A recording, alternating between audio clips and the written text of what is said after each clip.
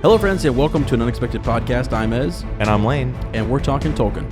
We're coming to you from the Shire of America, the beautiful state of Ohio, in a little village called Amanda. Yep, that's where we're coming to you from. We are going to start with a quick counsel. I'm excited. I'm excited to be here. I'm excited to be talking to my good buddy about one of my favorite book series of all time. How can you top all that? It just doesn't get any better. Right. It's amazing. That's all the best things. We've had kind of an interesting, different, pre-podcast today, man. Yeah, we have. It's been weird. It's been awesome. It's been great. So let me. So usually you guys know the gist. Ez comes in, sets up for about 5 hours, gives me lots of okay, Yeah. right. What's Hey, Ez, wrong? have you thought about yeah. So anyway, What's wrong with that? Huh.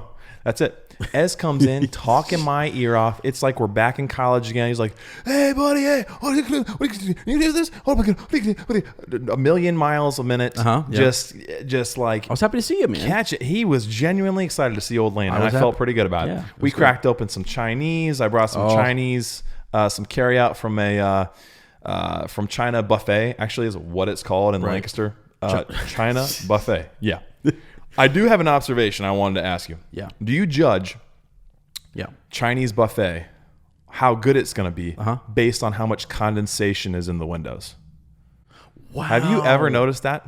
Yes. Why do you walk in and it's like entering a sauna? You feel like you got to throw a robe on or take your clothes off or something. And then I was just standing there. I was looking at the window. I'm like, dear Lord, it's dripping.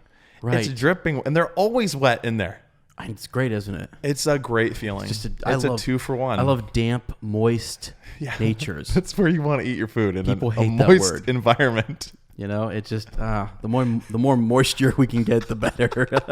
People are like so mad right now. They're like, "Oh, nails on a chalkboard." I'm sorry, my students told me they hate that word. So I don't know. What's wrong with moist towelette?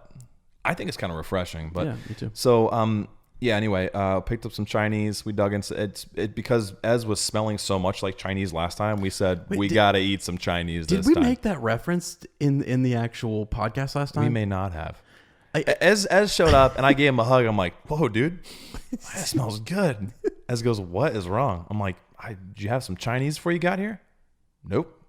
I was like, "Man, it smells like the olden days when we used to go to Walk and Roll and what was it, Hong Kong buffet for a while in Mount Vernon, Ohio." You're right. Yeah, so it's been sitting in the back of my mind for like 2 weeks. I'm like, I really want some Chinese. I straight up had Panda Express on the way down here, flying down. No, you did not. Yeah, I did. Remember, I told you that. Oh, I thought you went today.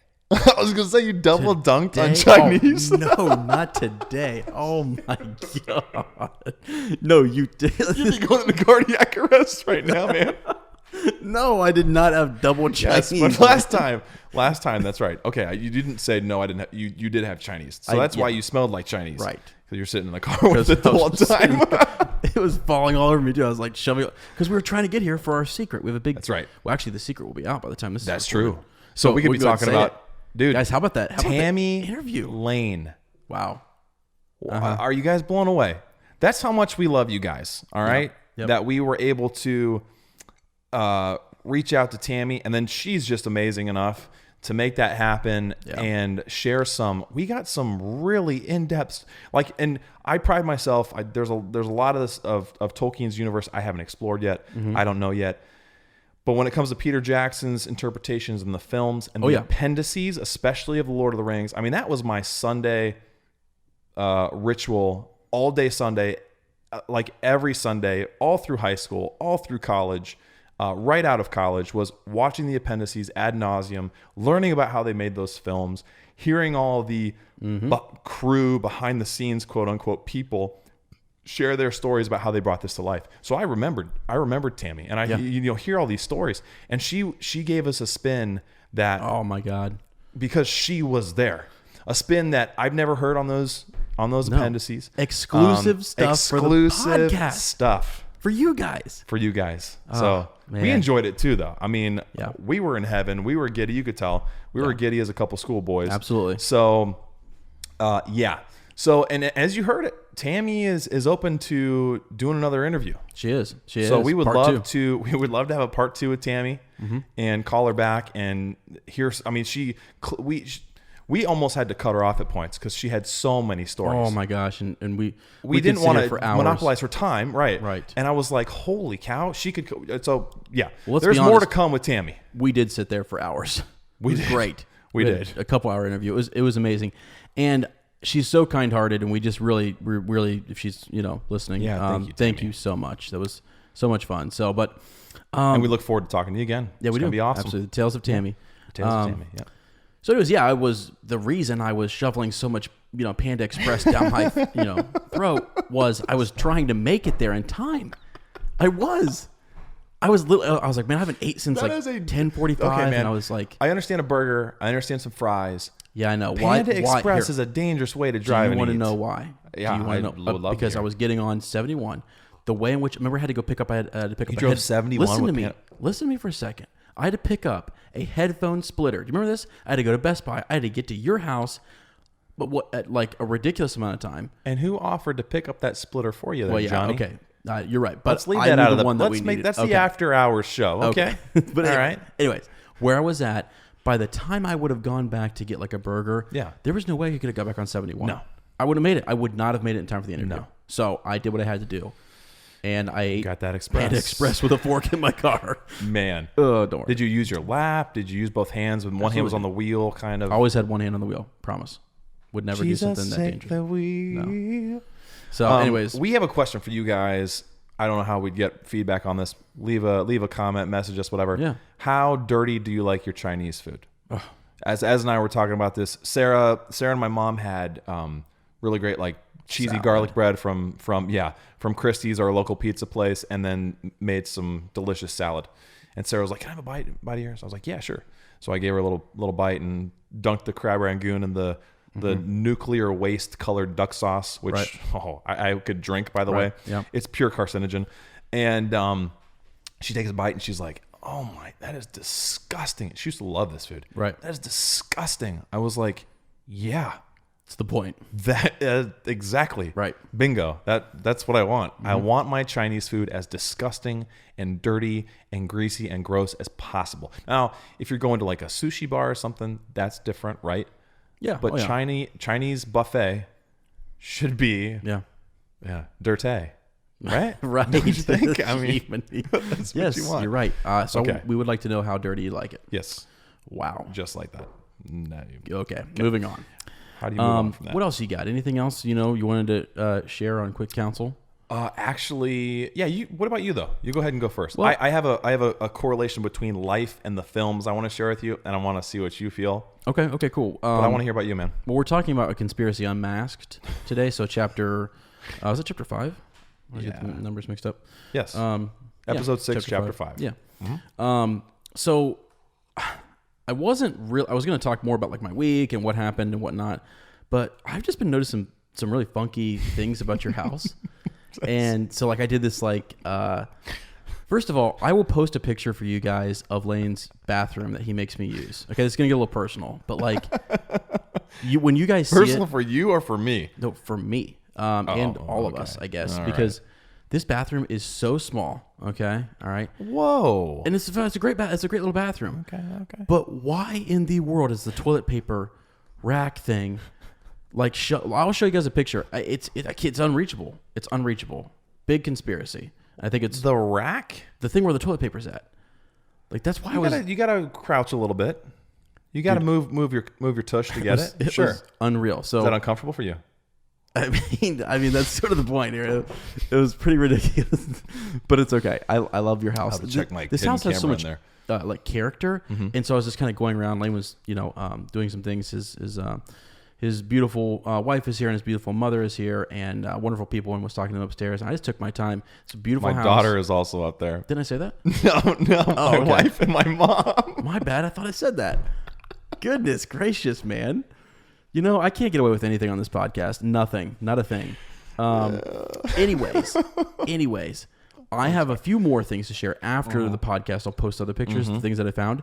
But you've just got some weird things here in this house, and I just kind of wanted to... Are you one of those things? Well, I am, but I wanted to take a picture of a couple of these things. I'm going to post them when this thread goes live, because they're just some really some weird things going on here in this house, and I love it. It's kind of adding to the narrative of why I get easily freaked out in this house sometimes. There was a noise we heard right before we started podcasting. Oh my gosh. We almost expected to see a ring wraith Black Rider bust through the door. I mean, we're not going to overuse, because like that legit. We're not talking this up either. No, this is not just, I just saw a flash of light out the window, so that's cool. Are you messing? Look. What? And now it stopped. Are you kidding me? Dude, anyways, we're not making this up, guys. Oh, wow. Lane and I would not fabricate We can't. something. We're not smart enough. No, we're not, actually. But like the room, we'll take a picture of the room that we're in. It has how many windows? 1, 2, 3, 4? Three? Huge. Sorry, I can't see this. I can't see over my left shoulder. It's a door. So it's just a big room. The windows are big, and so like you see a lot of stuff going on. We're on Main Street too, so we see a bunch of stuff go by the windows. So Amanda's a busy place too. Yeah, There's a lot of tractors driving down the main street. Right. So, anyways, this has been a long, quick counsel. But real quick, before you share your thing, yes, I'll share more in the appendices about what I think is going on here in Amanda. Lane lives in Main Street, and I just and where Main Street conspiracy. Is that what you're thinking? Yeah, I'm thinking about that, and also just wanted to kind of share like why I react the way I reacted last episode because of things that happened in my childhood. So that will be in the appendices. Oh, dude. I mean, just. And Ez has some awesome. Oh, okay. That's all I'm going to say. Ez has some awesome stories of his childhood, and I know some pretty frightening tales. I think he could have a paranormal podcast as well, which I could just kind of sit and listen on. But be great. I do work for MoveOn, so that's right. Anyways, and Disney. Right. Okay, so I've noticed. Here's a little my quick counsel. Wow, quick counsel. Mm-hmm. My quick counsel. I wanted to mix it up a little bit.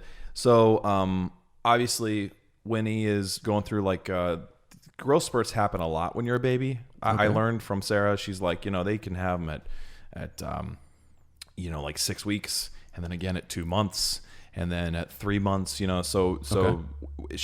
is growing like crazy, man. She's put on like 3 pounds in the past 2 weeks, and they're all in her cheeks. Yeah. But needless to say, she's crying a lot, right? Yeah. And she has this cry, this very distinct cry. Yeah. And every time I hear it, I'm like, and she has a lot of cute like snorts and stuff, but there's this one cry, and every time you hear it, I'm like, I've heard that before. Mm-hmm. I've heard that long ago, back in the days of youth, in my Tolkien obsession, like the deep, rich days, the first days, the salad days of my Tolkien obsession. Yes. And so I wanted to play a clip. Okay. How should I do this? Should I do the clip of her and then the clip from the film, or vice versa? Let me do the clip from the film. Okay. And then I'll play her. Okay. Clip, and then you tell me if it sounds spot on. Put it up to the mic. Let's see. Okay, so this is the clip. This is from Balin's tomb. Okay. He is dead then. It's as I feared. Okay, so that's the clip. That is Gimli crying. Okay. And then I'm going to play Winnie and her cry. So there's a little bit of talking in between, but just listen for those real cries, and they're spot on. Okay. I really would like it. There's my daddy in a towel. Hey, daddy. What you doing? I put these peppers and peas together. Or is that Pretty close. She sounds like Gimli, and I'm going to put it on the podcast. Oh my gosh. Tell me that doesn't... Okay, man. So either Winnie sounds like John Rhys Davies, or vice versa. I mean, wow. You'd have to pitch it down slightly, but not much. And you can kind of hear me. I felt like that's a terrible father move, but I was like, Mom, let her cry for a second, because she was holding Winnie. Right. Sarah was like working on my lunch, right? Because they're amazing women, and I was like, just let her cry for a second. Don't comfort her. She sounds like Gimli. So yeah. So I don't know, man. It's pretty wild. That is Every pretty time wild. I hear so that, I she's think of Balin's tomb. She's got a future in film. Oh, for sure. So she does. It's great. She does. That was actually pretty funny. That's good, right? How do you hear that? It just connected, man. You know how like sounds can take you back, smells can take you back to places. Oh, yeah, every time I hear that, think about her. The senses. Oh, that was good. That was good. That was a very long, quick counsel. counsel. That was a hearty, quick counsel. So short that was, chapter today. So I wouldn't call that quick, but thank you for Are you if you're still listening? We appreciate it. Lane's just a rambling man, guys. He was born a rambling man. Lord, I was. So, all right, let's move on here. You want to drop some eaves? Yeah, let's drop some eaves. What do you got here? Okay, so we're gonna drop some eaves. We have Amazon show news, kind of. There may be a conspiracy, my friend. Okay. There may be a conspiracy that's masked, if you will. All right. Searching for news on the show, it's so tight-lipped. I'm going everywhere. I'm like, you know what? I'm just gonna look up and see what's on the IMDb page. Okay. Those are usually pretty accurate. Even in early stages, they have some sort of idea what direction it's headed. I want you to pull it up real quick. Would you mind pulling it up real quick? Yeah, yeah, sure. Pull it up quick here. He's gonna pull it up real quick. Ez was unprepared for this. Lord of the Rings TV show. Lord of the Rings TV show. He's gonna pull it up real quick. While he's pulling it up. Right. Okay. I'm taking a little longer than that. Sorry. Takes a while to pull it up sometimes. Okay. TV show. All right. Yeah, I'm totally unprepared for this. It's okay. What am I this gonna is see? live. What am I We're gonna going see? live here. I just want your initial reactions. I want you to read the synopsis. Lord of the Rings TV show. Which year we I don't really actually see anything. This is all the. I'll pull it up then. Yeah, because I don't see anything. What are you talking about? I'll pull it up. Are you like some wizard on IMDb and you're? I mean, maybe. Let me pull it up real quick here. I think it's interesting. You went in here. Here it and is. searched, TV series. Lord of the Rings TV series. Oh, glad that was easy to find. I'm going to read you the synopsis. Okay, read it to me. A young hobbit named Frodo Baggins has been entrusted with saving the future of civilization by taking a powerful, highly sought-after ring to Mount Doom and destroy it. I kid you not. Stop. I kid you not. Episode guide, 0 episodes, The Lord of the Rings Adventure Fantasies TV series. I kid you not. Okay. So, I think there might be a conspiracy. I've got a couple of theories here that I'm going to try and link together. You take it for what it is, okay? Okay. So, we were told it was going to be a TV show linking The Hobbit and The Lord of the Rings. You've heard all our feelings about that. We don't like that idea. It's just a bridge series. We want something original. We want this to be epic. We want it to stand on its own. If you're going by IMDb's early whatever, and I'm going to, that's the only thing out there, I'm going to take it. It sounds like a reboot to me. Wow. Well, when we talked to Tammy, now this is a good point. This is not, Tammy's not involved with the project. I'm going to do a full disclaimer here. She's not involved with the project. She, as far as we know, knows as much as the rest of us, but the way she phrased it sounded like she believed it to be a reboot of the Lord of the Rings trilogy films. Dude, you are absolutely 100% right. I remember this now. Go ahead. And if you remember going back even further, I don't remember where I've said it, and we've talked about this. Mm-hmm. If Lord of the Rings was adapted today, it would be a TV show. Yeah. If the movies never happened in 01, 02, 03, it would be a TV show, because then you'd have time for the Old Forest. You'd have time for Bombadil. Mm-hmm. You could make 8 seasons and 10 episodes each. You had 80 hours or more of Lord of the Rings, whereas now we have 12 or 15. Okay. All right. Yep. So I mean, I don't know, but I wanted to get your feelings on in an alternate reality, in an old forest, if you will, where our classic films are rebooted. What's your feeling about that? If that is true, and it's probably not, but if this TV show is a reboot of Lord of the Rings, I mean, I never thought we'd have 3 Spider-Men at this point within like 15 years. What are your feelings on that? Right. Okay. So you bring up a really good point. When we were talking to Tammy, I didn't quite know where she was going. I was kind of like, why is she so... I was so confused. I was so confused at first. I was like, what is she... She was upset. She was like, why would they try and reboot classics? Yeah. Why would they try and remake these and stuff like that? I'm like, oh, did she just like... We said this afterwards, and I totally forgot about it until right now. And I was like, this is not good. That's not good. Not that she knows anything. She's gonna be pissed that we're. She's gonna be like, no, she won't. No, I'm just kidding. I know. Well, because I took it as, and then jump right back to you. Yeah. I took it as like, this is just what she thinks it might be, but nobody really knows, and so that's where she's going. She's jumping to that like it's gonna be a reboot, because that's what everyone does now. Everyone reboots everything. Yeah, for sure. I know. I know for sure. But I just sort of. it worries you when you hear someone of her caliber mention something like that. I'm like, whoa, okay. So no, if that happens, catastrophe. I'm not down. I'm not in on that. That is not going to be good. Sorry, you asked for it raw. You want to be shocked? You want it. I don't want it, but I think I'd kind of be into it. How terrible. Okay, so I feel very split on this. Part of me is like, crucify me. What is wrong with you, Lane? How could you even possibly people are utter right that? now. That's fine. How can you utter that? But part of me is like, how interesting. How interesting would it be to see an unabridged version of that story through someone else's eyes? We've only seen Middle-earth on a on a big high-end film scale. I mean, you have the Bakshi films and all that stuff from one perspective. Right. Peter Jackson's perspective that he molded in his vision, which is beautiful, and I love his vision. It's beautiful. But it would be kind of interesting to see it from another perspective. Okay. From a certain point of view. Okay. But I don't know. No, I mean, it would be. I would hate it, but I wouldn't hate it at the same time. Well, and I would still watch it. Come on. Of course we would. Gosh. Of course we would. I'm not going to not watch it. But, and I would like to see how, they incorporated different things, right? So, like the old forest and stuff. Stop looking over it. Sorry.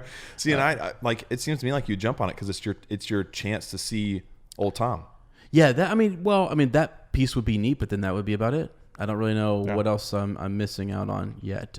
So I and I don't feel unfulfilled. I don't want anyone to think that way. I'm not. There's nothing missing for me from the trilogy. It's no, me neither. And especially when you have the extended edition. Absolutely.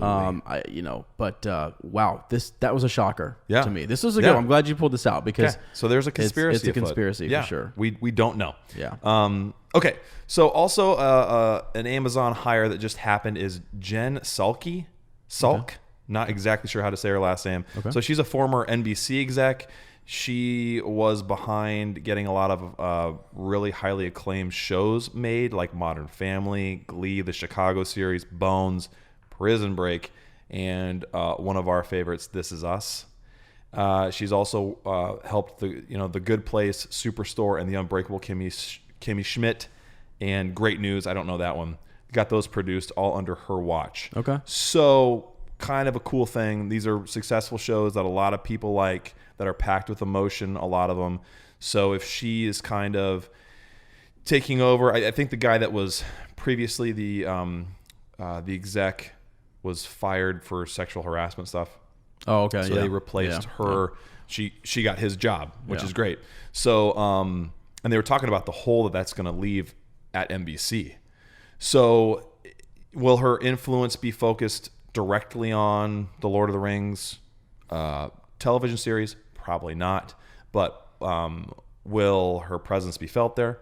Probably. So she picks and influences really, really good shows. So that's kind of cool. That's about it for the Amazon show news. In terms of the biopic, still no release date. The real important question is, where are we going to go eat before we watch the movie? I'm thinking Asian Star. Let's get on a Panda Express or China Buffet in Lancaster, Ohio. If you're ever around, check it out. Look for the sweaty windows. But we'll continue to keep one eye on this project and update you with any progress. Yeah. There are a couple other cool little Middle-earth news tidbits I wanted to share. Cool, yeah. Lord of the Rings soundtrack. We all love it. A lot of us probably pop it on when we're in the shower or on a long drive or working out even, or doing some art or writing. It is being released on vinyl. Mm-hmm. So there's obviously the last 5-10 years, there's been this big push to get all the music we love on records, on vinyl, right? Because it's kind of cool, and there are record players you can buy now. It's just it's a real texturized, natural, raw feel. I have tons of records. We'll a bunch of John Mayer stuff, the 1975 on vinyl, even going back and buying some classics on vinyl. So it's actually on Amazon right now. It's on pre-order. It'll be released April 6th. So wow, a month? Mm-hmm. Yeah. And it's $108. Holy smokes. And 29 cents. But it's oh my gosh, wow. That's just the Fellowship of the Ring.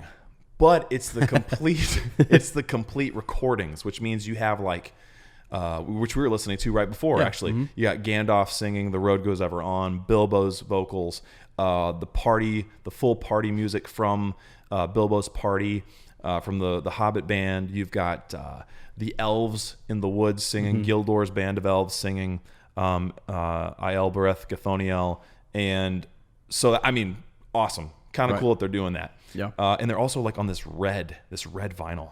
They're just beautiful. Nice. We might put a picture on the Facebook page. So you're buying that for everybody, right?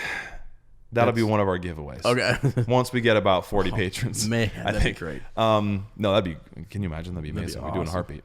So that's kind of cool. That's out there. And then also there is, so we all love those vinyl like pop figurines, which are really cool. They make like literally every character for every show and movie. They're hugely popular.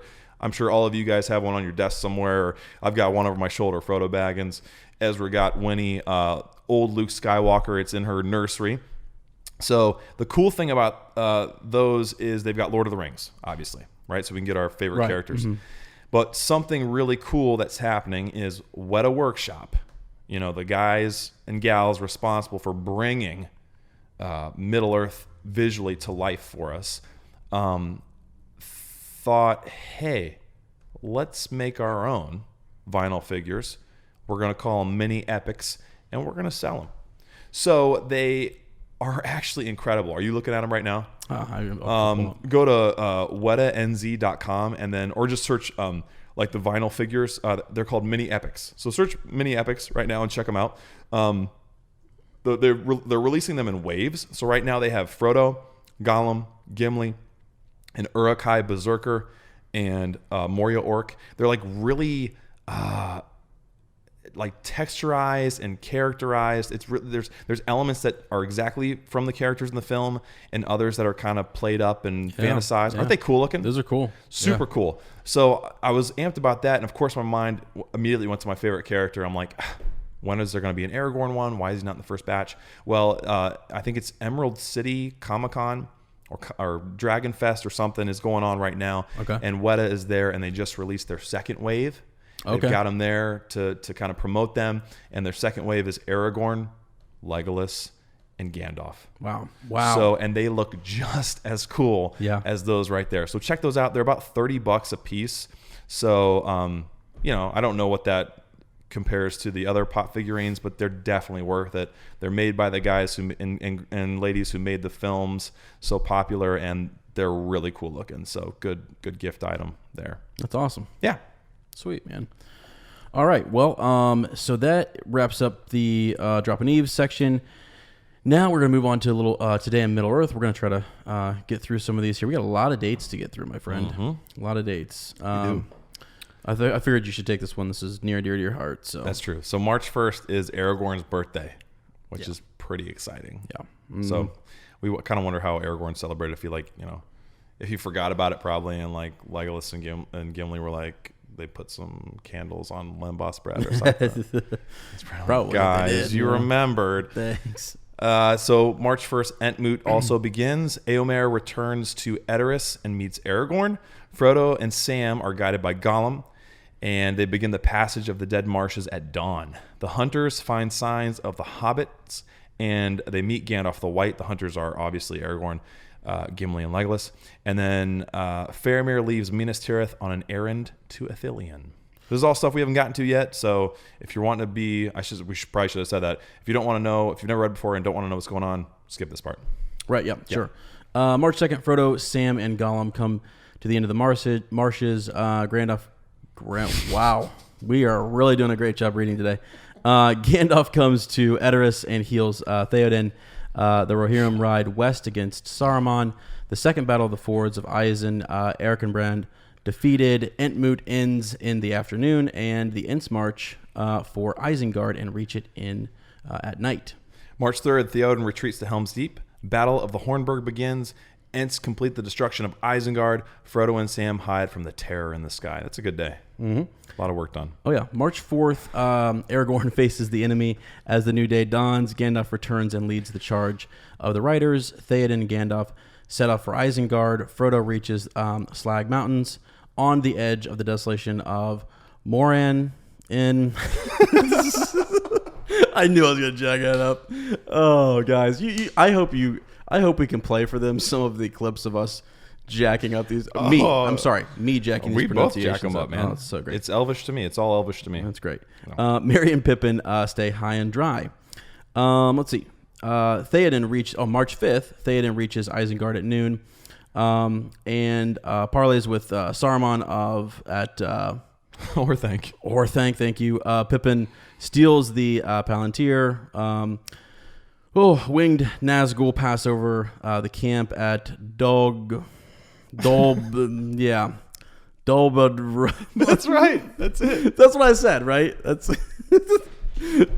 Dolberon. Yeah. That's exactly why we had it phonetically in there. And I was reading both phonetic and the actual thing together.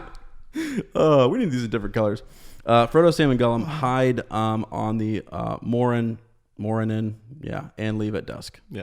You got the rest of these. Come on. Okay, all right, I'll take them. You did an awesome job. Thanks, man. March 6th, Aragorn overtaken by the Dunedain in the early hours. Theoden sets out from the Hornburg for Harrowdale. Aragorn sets out later.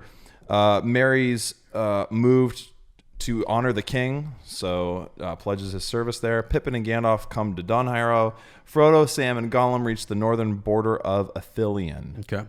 March 7th, Frodo taken by Faramir to Hinneth Anun. Did I get that? Yeah, you did, Let's baby. Go. Bingo. The Forbidden Pool. Aragorn comes to Dunharrow at nightfall. Shadowfax carries Gandalf and Pippin to the next realm. Merry visits Helm's Deep. Getting all sweaty from all these names. March 8th, Aragorn takes the Pass of the Dead at daybreak and reaches Eric by midnight. Frodo leaves Hinneth Anun. Merry and the Rohirrim make their way to Dunharrow. Shadowfax flies fast across the fields of Gondor, quickly approaching Minas Tirith. As he normally does. That's right, man. He's quick as can be. Lord of all horses. March 9th, Gandalf reaches Minas Tirith. Faramir leaves Hinneth Anun. Aragorn sets out from Eric and reaches Kelembel. At dusk, Frodo reaches the Morgul Road. Theoden comes to Dunharrow. Darkness begins to flow out of Mordor. March 10th, the dawnless day. This is a bad day. Well, maybe not. The muster of the Rohirrim. They ride for Harrowdale.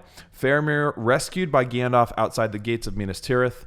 Aragorn crosses Ringlow. An army from the Morannon takes Caer Andros and passes into Enorion. Frodo passes the crossroads and sees the Morgul host set forth. Nice.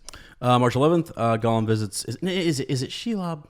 Yes, Shelob. Okay. I've heard it both ways. Okay. Shelob. I mean, that's her ear, I guess. Okay, cool. Denethor sends Faramir to Osgiliath. Yep. Aragorn reaches Linhir and crosses into Lebanon. Eastern Rohan is invaded from the north. First assault on Lorien, and Merry sets out for Minas Tirith. March 12th, Gollum leads Frodo into Shelob's lair. Faramir retreats to the Causeway forts. Theoden camps under Min Rimmon. The Ents defeat the invaders of Rohan. And then March 13th, it's my sister's birthday, by the way. Happy birthday, Hillary. Happy birthday. Frodo captured by the Orcs of Kirithungal. The Pelennor is overrun. Faramir is wounded. Aragorn reaches Pelargir and captures the fleet. Theoden in Druiden Forest. Frodo is taken ill. And then March 14th, Samwise finds Frodo in the tower. Minas Tirith is besieged. The Rohirrim, led by the Wild Men, come to the Greywood. Aragorn, Legolas, and Gimli sail from Pelargir with the captured fleet. I'm wore out, man. After That's that, a lot I'm of telling you stuff. right now, that is wearing me out. Yeah. And I am literally going to go through the next time, and I'm going to phonetically put these in. And I As you did a hey, did a hell of a job. Thanks, man. All right. There you go. All right, guys, let's move on here. We are now ready. Thank you so much, for sticking with us here, okay? This is great. We're ready for the reread. Yep. It's Chapter 5, A Conspiracy Unmasked.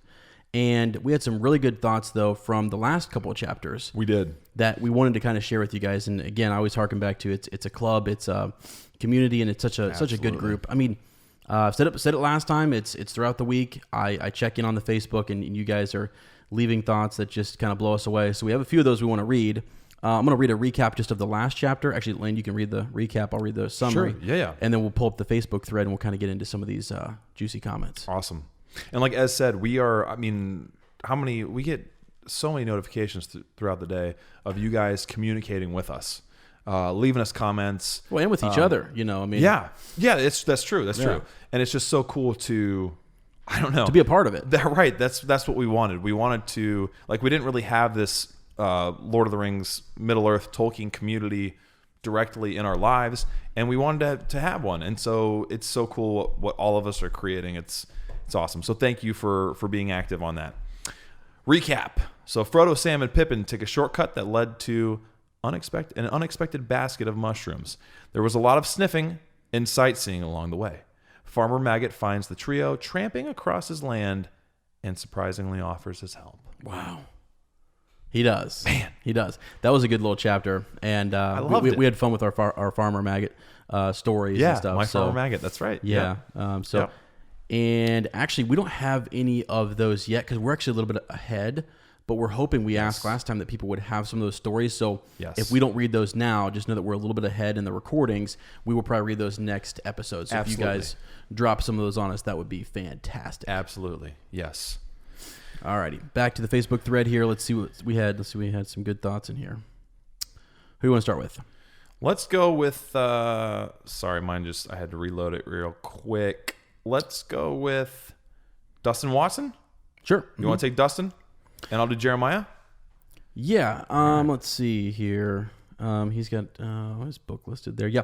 So, he mentions, he brings up a good point. We were talking about Farmer Maggot and basically how I think we might have misspoke or said, maybe initially that he did not initially recognize Frodo, and he did, and Dustin points that out. So we kind of glanced over that, didn't we? Yeah. So thank you, Dustin. I mean, we did obviously talk about all of their relationship and stuff thereafter, but I think he's speaking in this comment about just that initial, recognition of Frodo. So thank you there. Let's get on to his other comment. Sometimes I notice, or something that I noticed is that the tone is starting to get darker and more serious, but it is not that serious yet. In chapter 2, it was eat and walk, then rest and eat and sleep and eat. Good, not true. Perhaps it is the sense of danger isn't right upon them, so maybe that's not happening right there. But it definitely feels like this ominous tension has already started to build. And we're still in the Shire. Yeah, good right. point. Yeah. Okay. Also, speaking of tension, I only read the books once before, and I was freaking out about the final description of clopping hooves and dark figures, only to have it be revealed that it's Merry. Yeah. I definitely agree that the back and forth tension and relief helps the tension build each time it happens. And that's a really good point. It's like the ebb and flow, right? It just kind of, it would come, it would go, and it would come back, and then each time it was just like, when is it going to strike? Yeah. It's like a clock was ticking, and it was just, and it really causes like a sense of paranoia, doesn't it? Yeah, because you're really, is it this time? No, next time. You can't get a beat on it. Eventually, it's going to happen, and then at the end, it ends up being Merry. Right. Yeah. Right. I mean, really good point, Dustin. Yeah, just a great like Tolkien has such good twists, and he often ends chapters in a way that just surprises you. It's really cool.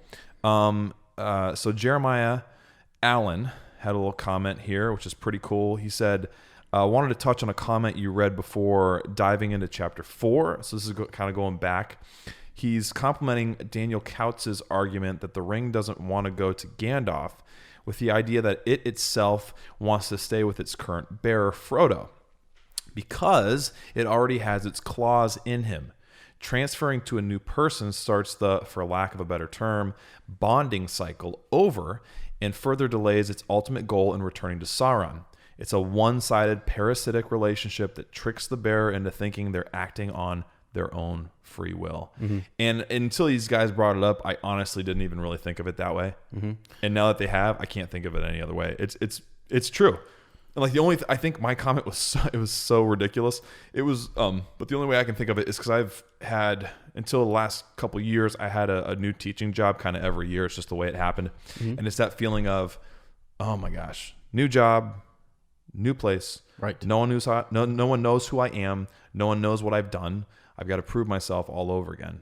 That's so really no. It's. I mean, yeah, I guess it makes sense. So you've But got to it's- be on. You got to turn your A game on. You can't take a day off. Right. And so the ring is in the same way. It's thinking the ring's almost kind of, it's obviously more comfortable the longer it is with someone. Yeah, it's put in a lot of work. Exactly. Yeah. Exactly. So that was a great point. And then we have Ephraim, who sent us a message. He had a really cool idea about the identity of black writers. Oh, yeah. Okay. Yeah. Let me pull this up real quick. Yeah, this was really neat. It was, and I thought about this when we were going over some of these comments and stuff about where this could have taken place. So I'll tell you in a second. Okay. Awesome.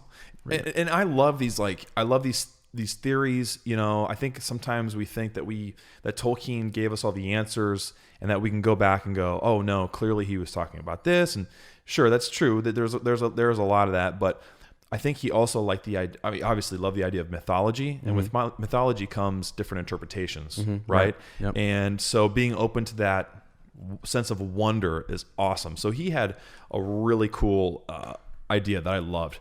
He says, "Hey dudes, you guys are awesome." Well, thank you. Takes awesome to know awesome, right, my friend. That's very kind. I really got to ask this question. Is it possible that any of these occasions in which a dark rider is encountered that it's Aragorn? I mean, he could be in a hood and the rider sometimes seems easier than he should be. I don't know. Just trying to run through any possibility. And I love that exhaustive thinking. Yeah. I mean, that would be amazing. Yeah, it would be, and I'm trying to think back to the reference where they finally realize that there are two writers, and that's sort of where, because they mentioned it could be one, possibly two, right? Is what they were thinking by the time they get into in this chapter. They actually talk about that, I believe. And I when I read this comment and you were mentioning it to me, I thought maybe right there, maybe he is circling around. Who are these watchers that Gandalf has set in the Shire to take care of things? Where are they at? Exactly.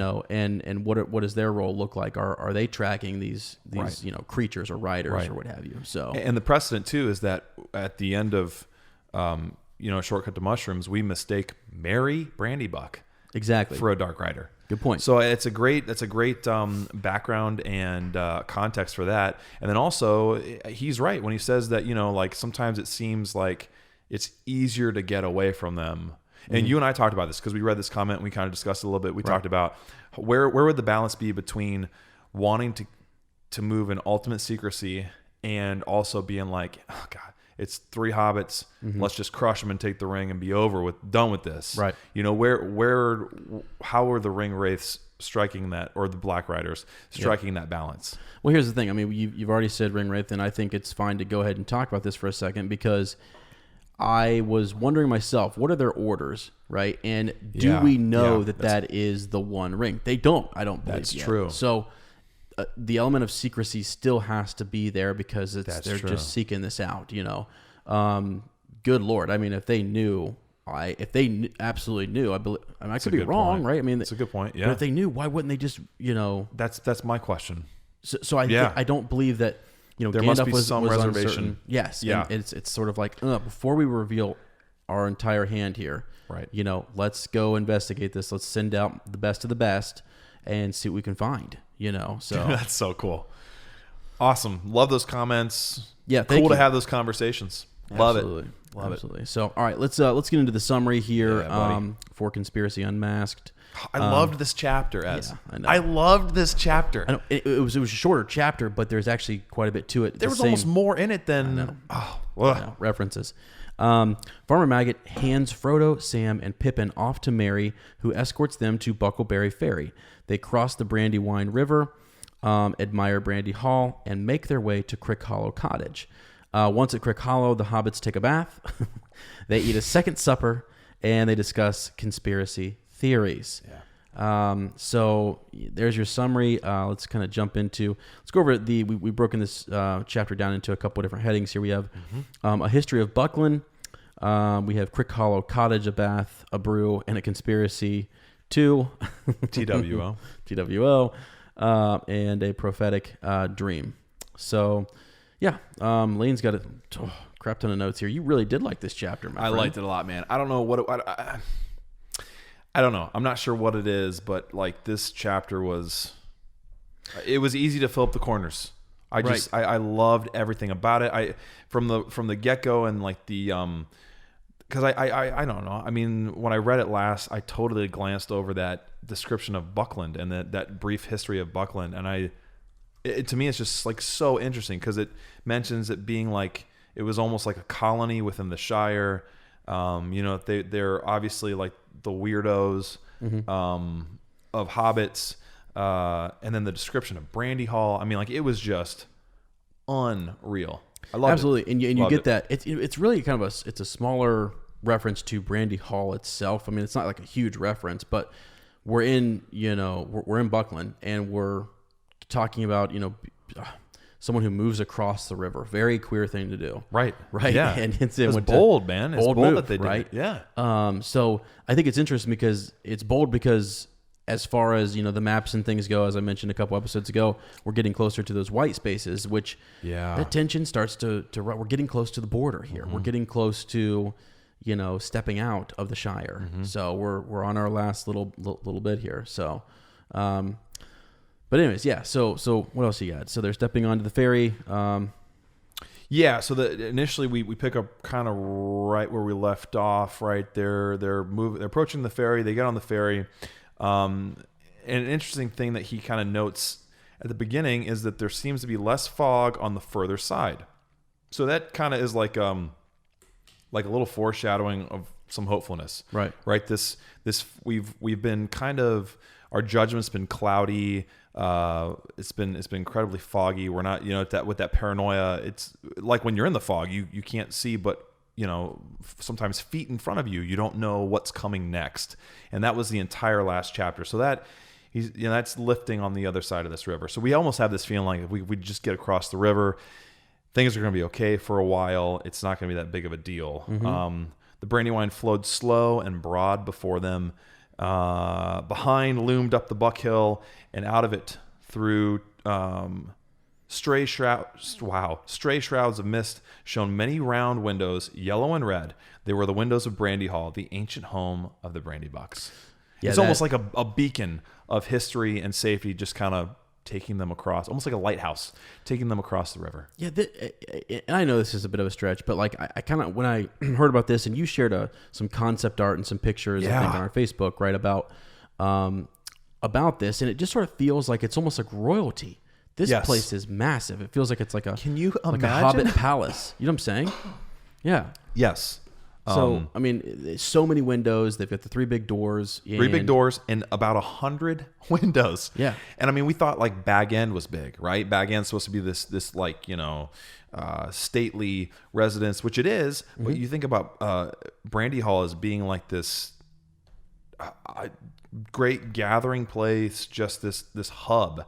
And the way it's described is just magical, man. And the way they see it in the night with the yellow windows and even some red. So there's got to be some stained glass in there. So it's an ornate place. Yeah. It's just beautiful, man. Right. Beautiful. Right. And then we get into the history. Did you think this was fascinating? The history of Buckland. Oh yeah, I did. So cool. I mean, the old Bucks changed their name. Right. They were so in love with the new place that they had found, their new colony, that they changed their name. Mm-hmm. I think it's neat. It's also kind of talks about this being almost like its separate little like colony. Yes. Right. So because it's across this river, which which is I mean, that's so crazy to me. Like the hobbits just they're afraid of water. Right. They just won't cross. Except these guys. Right. These guys are. Some of them swim. They're BAs. That's right. Some of them swim for pleasure, man. Okay. Just so we're clear. That's right. Don't forget. Remember the sniffing. So yeah, it's interesting that this is, and it kind of, when you look at the map, we actually put up, and we'll share this with you guys. It's on theonering.com, but it's basically a map that that Tolkien. This is his map, right? Am I looking at the wrong one or? The map of the Shire, the white one, yeah. It's in a lot of the books, yeah. Right, you can kind of look over and kind of see just where we're at here. It's a beautiful map, and just to kind of see the routes that they took, cutting across country versus the way in which Merry, got to them and intercepted them to take them across. And there's another map we're using too. It's part of the Lord of the Rings project, LOTR It's like an interactive map. Right. So you pull up the ones that Tolkien wrote, but then you also pull up this interactive map, and it's all You've got red points that are where events have happened. You can go over and look at paths, and you can select individual paths. You could have like Frodo and Sam only. You could add Merry and Pippin to that too. So you can kind of see like on a broader scale where they're going and points that we're hitting up, and even the variations, like you said, like how Frodo and Sam and Pippin went more south and then east across, whereas Merry pretty much, he kept to the road. He was taking all of Frodo's stuff to the cottage and needed to kind of stay on the road. And obviously, they're not being hunted, right? Or he's not being hunted with Fatty. So, yeah, awesome stuff, dude. Right, and so they're crossing the river here, and so we're just still getting a good look, at this little colony as we're crossing. And are you ready to kind of talk about Sam and his feeling as he's crossing this river? Or? Yeah, can I talk a little more about the history though first? I'm obsessed. Oh, sure. Yeah. It's okay. I felt like so I felt like I felt like every sentence was just. Maybe I'm just geeking out over this chapter for no reason, but I felt like everything was just packed down. I love the idea too about family. Just about like so the river, the Brandywine, was the original boundary eastwards. So not only are they a colony, but they really were adventuring into like unknown lands, facing the fear of water that a lot of hobbits have, and then crossing over to new land, which is something else they don't like. They settled down to become master of what was virtually a small independent country. So that's also very interesting to think about. Like, they're not just a colony, they're pretty much out there on their own. Right. They're their own, like the Shire. It's almost like they're part of the Shire, but they could really be their own, individual state. So they're talking about Gorndad, which they probably call Dad, right? Oh yeah, he's Dad. Dad Old Buck, who Buck became Gorndad Brandybuck, Dad Brandybuck. Talking about his family, how they grew until Brandy Hall occupied the whole of the low hill. So it started as just a normal hobbit hole, right. And then it just like exploded and took off into what we see as Brandy Hall now. Right. Many side doors, but 3 large front doors, about 100 windows. Their numerous descendants began to burrow and later build all around it. So it was the epicenter of their culture and their individual land there. The origin of Buckland, a thickly inhabited strip between the river and the old forest, a sort of colony from the Shire. The chief village was Buckleberry, which was clustered in the banks and slopes behind Brandy Hall. This is also interesting. So the people in the Marish were friendly with the Bucklanders, and the authority of the master of the hall, which was the head of the Brandybuck family, was still acknowledged by the farmers between Stock and Rushy. So I'm guessing Farmer Maggot would have honored the master of the hall. So people even across the river acknowledged that they were people to hold, or hobbits to hold in high regard. Right. But most of the other folk in the old Shire regarded the Bucklanders as peculiar, half foreigners, as it were. So not even like they would call them like half bloods, right? I mean, that's what they are. They're mudbloods pretty much. Right. Though as a matter of fact, they were not very different from the other hobbits of the Four Farthings. Right. Except in one point, like you said, fond of boats, and some of them could swim. Which is the cardinal sin, dude. You're not supposed to swim as a hobbit. That's right. Trouble comes from messing around on boats and big waters. It was originally unprotected from the east, but on the side they had built a hedge, the high hay. Right. I would love to see this thing. I know. And we talked about this thing, and it looks like on the map, like it stretches. It might even say. It does. It had been planted many generations ago, so it's actually a literal hedge, and was now thick and tall, for it was constantly tended. It ran all the way from Brandywine Bridge in a big loop curving away from the river to Hayes End, where the Withywindle, which is a very important river we'll talk about, flowed out of the forest into the Brandywine. Well over 20 miles end to end. Right. A hedge 20 miles long. That they created. I mean, exactly. Yeah. They planted, forever ago. Intended. Yeah. Exactly. But of course, it was not a complete protection. The forest drew close to the edge, or the hedge, in many places. The Bucklanders kept their doors locked after dark. Right. And that also was unusual Yes, in the Shire. Yeah, that is interesting. I think I pictured that hedge when I was reading just being, how big is it? Or they're hobbits. I'm thinking. That's true. To me, I originally thought, this massive, big. Yeah. It may be. And it's been growing for a long time, but they also say it's been tended, so maybe it's not as big as, maybe Aragorn would just walk right over it. That's what I'm thinking. A ranger's going to hop over. Would it be comical? to see this hedge? See, I'm envisioning this grand, 30-foot. Me too. Giant, bush brick wall, but it probably might be more like a, Like little, you and I could step over. Little hedgerow. Yeah. That flowers and it's pretty weak. But I just thought, I found that fascinating. I don't know. It's like if you dig the Shire, but you also like the wild of moving into the white spaces, your perfect balance would be living in Buckland, because you got a little bit of both. Mm-hmm. Very cool, and you could kind of see from the safety that you have in Hobbiton and in proper places within the Shire why they would think they're so peculiar. Because why would you want to put yourself at risk? Why would you want to be right next to the old forest, which is a strange and sometimes scary place? So, just amazing, man. Got me amped up for this chapter. It really is, and it's a neat little. Just looking at this map, you guys have to go check these maps out and kind of just take a look for yourself. It's interesting that this part right here is just this small part is so different from the rest of the Shire. It really is. What I mean? So, and it almost feels kind of like the rest of the Shire feels very sprawling and spread out, and this is, you got the river. And then you've got the hedge. They're tucked in there. They're just tucked in. Yeah. And they're kind of wedged in there. Absolutely. Which would also, I would imagine, make a lot of hobbits from other parts of the Shire kind of nervous, because there's not a whole lot of room to spread your legs. Yeah. So it's kind of interesting too how he sort of takes us out of this paranoia by giving us a little bit of history, taking us out of this moment where we're still trying to we're not clear of the Black Riders yet, right? So he gives us this brief moment of history and pulls us out for a second, and then puts us back in. Right, but we have a chapter of peace here, almost in a sense. Not we quite do. Peace, but we do, where a river, a body of water, has separated our fellowship, or our companions here from the Black Riders. Yeah, not the first time that this is going. That's true. Or not the last time that this we is find out happen. About water. Uh-huh. Kind of interesting to note here, with the hobbits have talked about this being a dangerous thing to cross and to go near, and it ends up being the thing that really saves them or delays them, protects them, right? Because they have to go.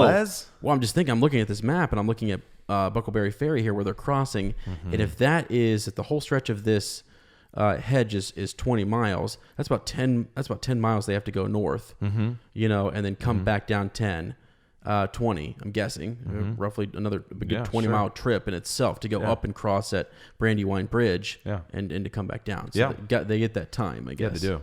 So, but anyway, so as we're crossing, let's talk about Sam a little bit, just in how he felt as they're crossing. And I kind of wondered, I was thinking to myself, are there moments in life where you're with a group of people, right? Mm-hmm.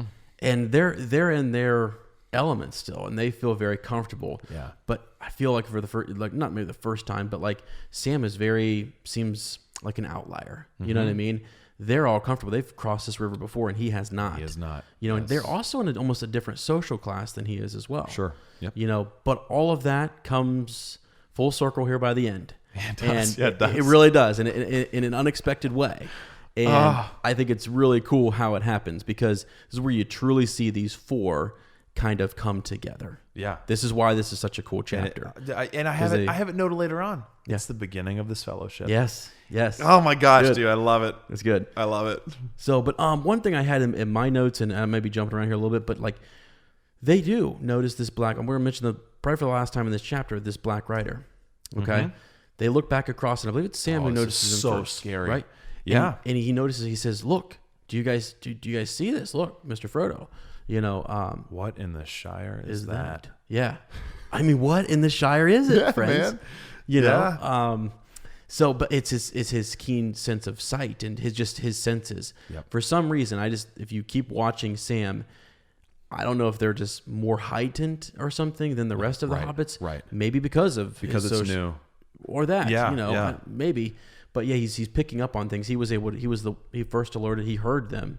You know, in our previous chapters, he heard the Black Riders and he saw them before everyone else. So and he's also on constant watch, isn't he? Yeah, I think the other one's still guard might be down a little bit because of the conversation with Gandalf, right? And that's mentioned in this. Yes, actually, and we find out later in this chapter too that maybe they're not as I don't know, like oh gosh, what's the word I'm looking for? They're not as much of a jaunt as we think they are, right? Mm-hmm. Right. Before, but Sam has a duty, right? Sam's a worker. He's working class.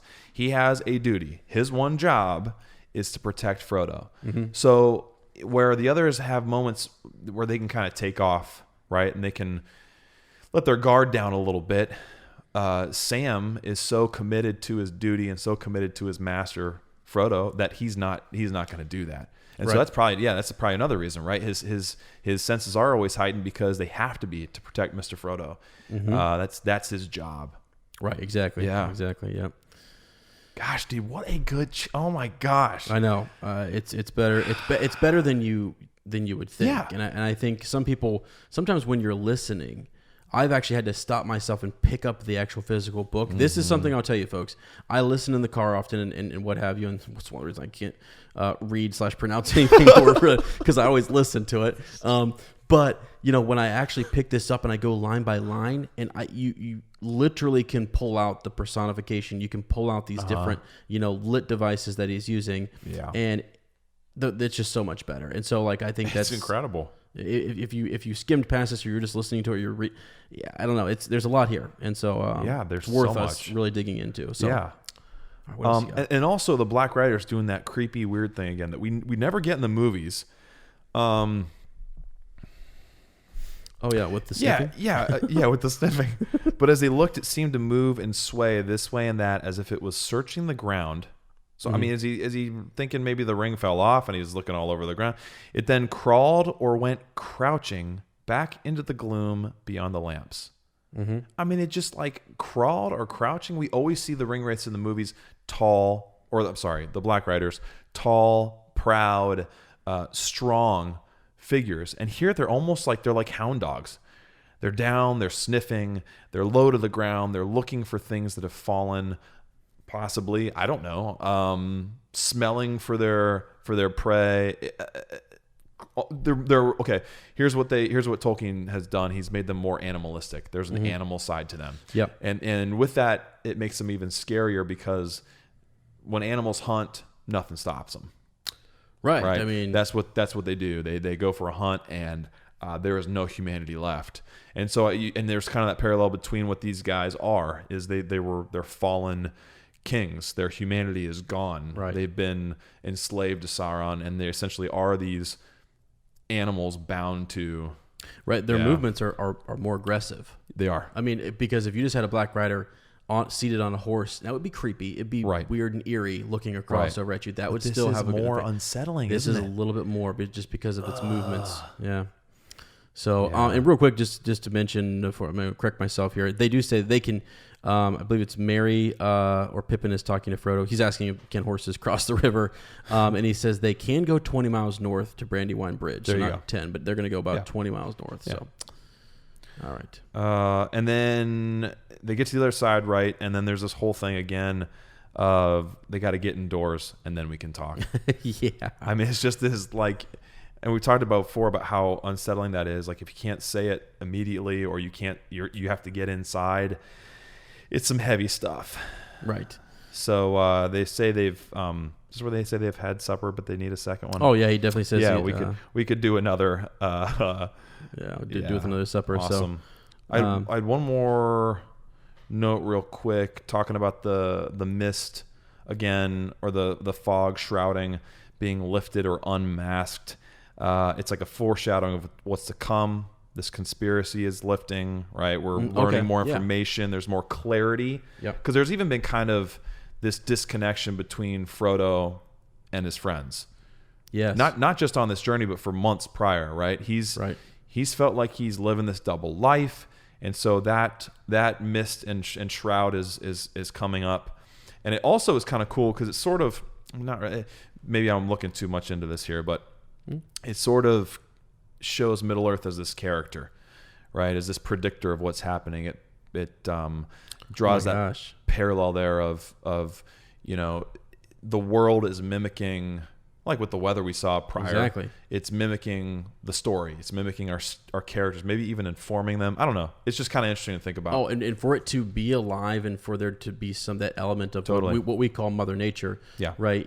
For that to be at work there and things totally makes sense. Just wait till the end of this chapter. Yeah. In Middle Earth, other forces at play. Yeah. And to play off the Force and your Star Wars knowledge, Middle Earth is kind of the world of Middle Earth is kind of like the Force. It is alive. It is a character. Tolkien was very clear on that the world is alive. It has a part to play. Absolutely. So, yeah. All right. So, it's great. And then give me that basket, dude. Oh my gosh. And that comes into play. The mushrooms. Yeah, the mushrooms. Frodo's very protective of those. Telling you, don't. He had to wait a long time for those mushrooms. That's right. Don't touch my mushrooms. That's right. So anyways, they're headed down now to Crick Hollow, and they're going to go meet up with Fatty. And not a short trip though either. No, it's not. And actually, when you go back to the map and you take a good look at this map, you can see where it's tucked in at. They've got to go past Brandy Hall and work their way around. I think it's just northward northeast.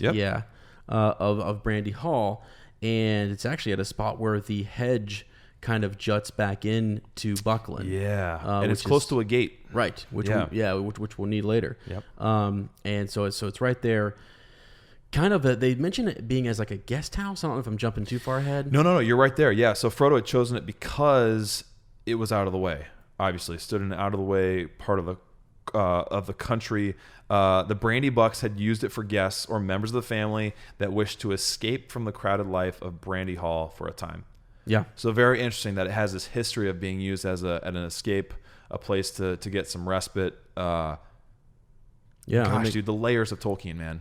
Well, and we going back to Buckland here, Brandy Hall, it gets dense. It's a densely populated. There's not a lot of room to spread out, like you said. True. Yeah. So the density there is much. So it's a little escape that they kind of built in, which is great. So, anyways, they kind of really set like a nice. It's comfortable. It's pleasant. It's a welcoming place. He found himself wishing that he was really coming here to settle down. Did you think that was amazing? Yeah, I did too. Yeah, because this whole time he's missing Bag End, and they're in a place that is sort of like corners of the Shire that they know, but also not. I mean, it's a 1-story house, right. So even that is different from what he's used to. So you'd think you'd be longing for something that's more like your home. Now let's not be he came from this land, That's true. So, good point. So there's a sense of homecoming there, right? And it that's is true. Almost like a new life, right? For example, so excellent. It is neat. It's almost exciting in a way. It's almost I get his sense of excitement that okay, I've kind of moved past like holding on to Bilbo. Like let's say the ring wasn't there, right? And he didn't have that burden. Would this be a move that he would make?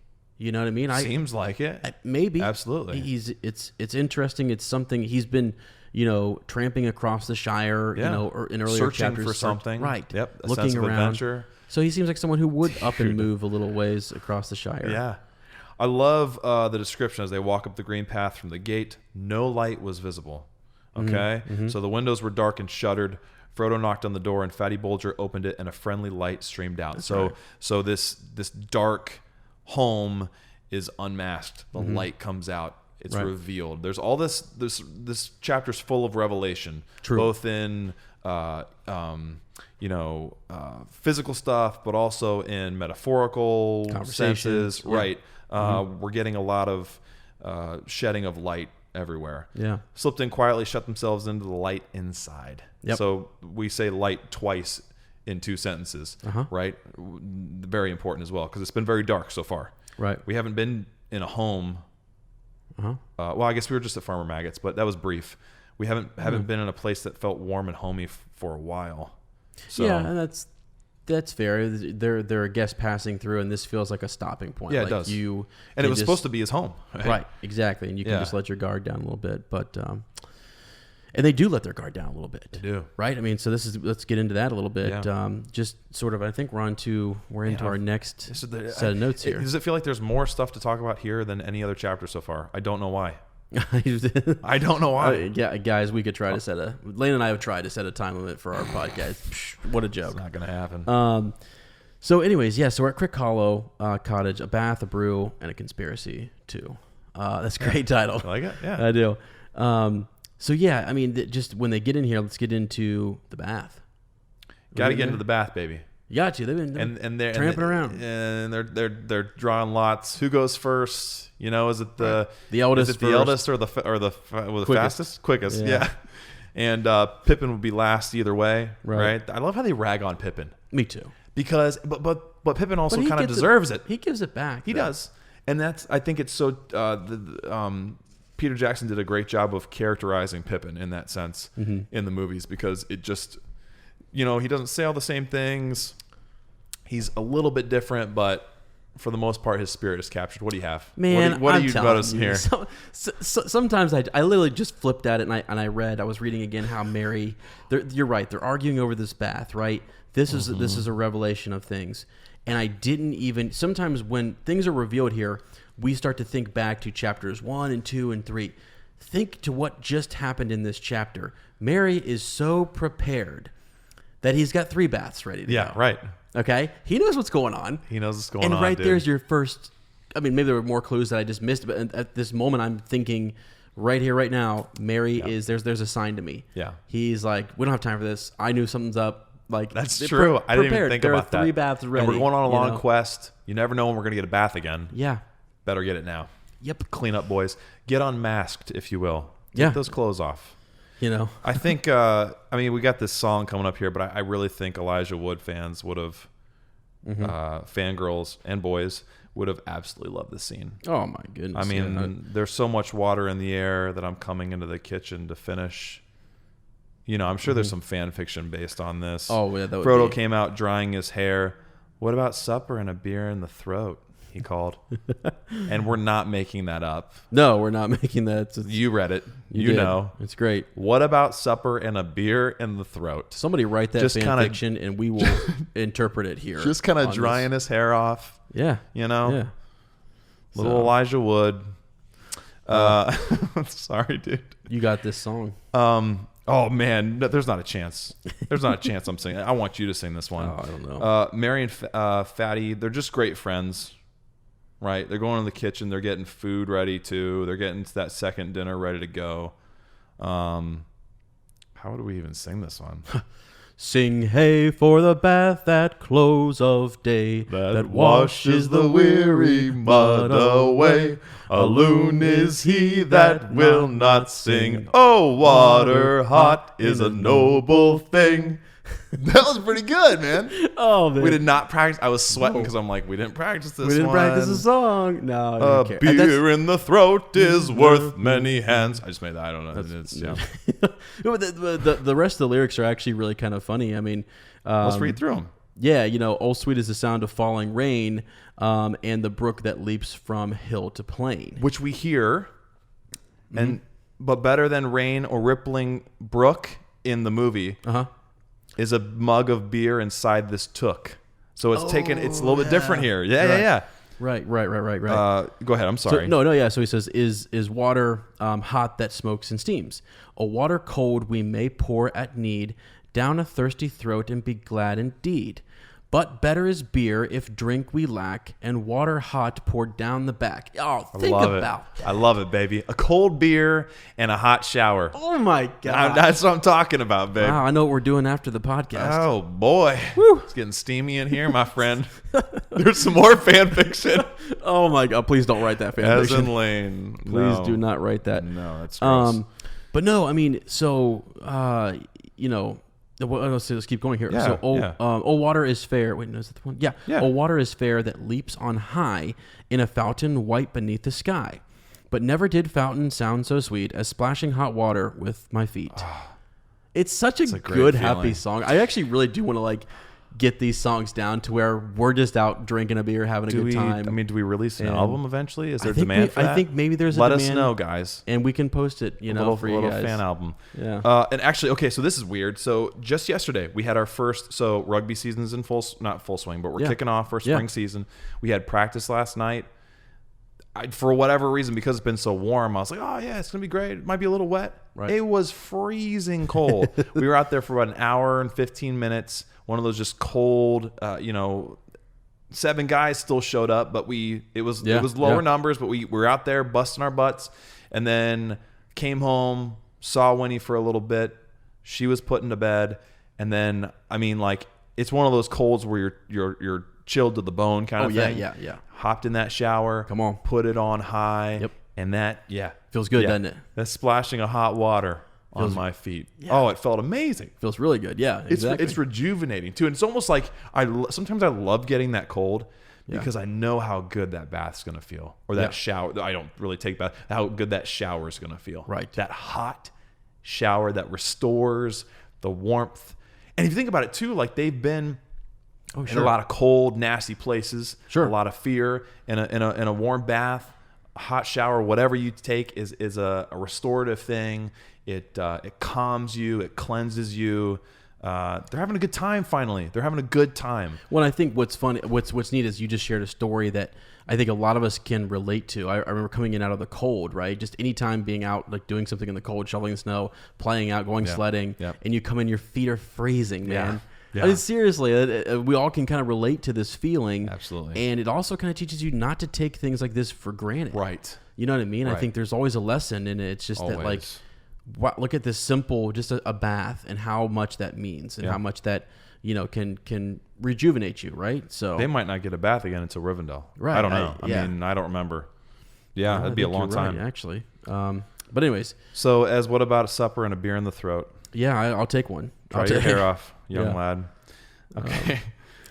So yeah, they kind of go on, and I think they're getting the supper ready, and they start talking about their passion for mushrooms, and it says that's surpassing even the greatest, or even the greediest likings of big people.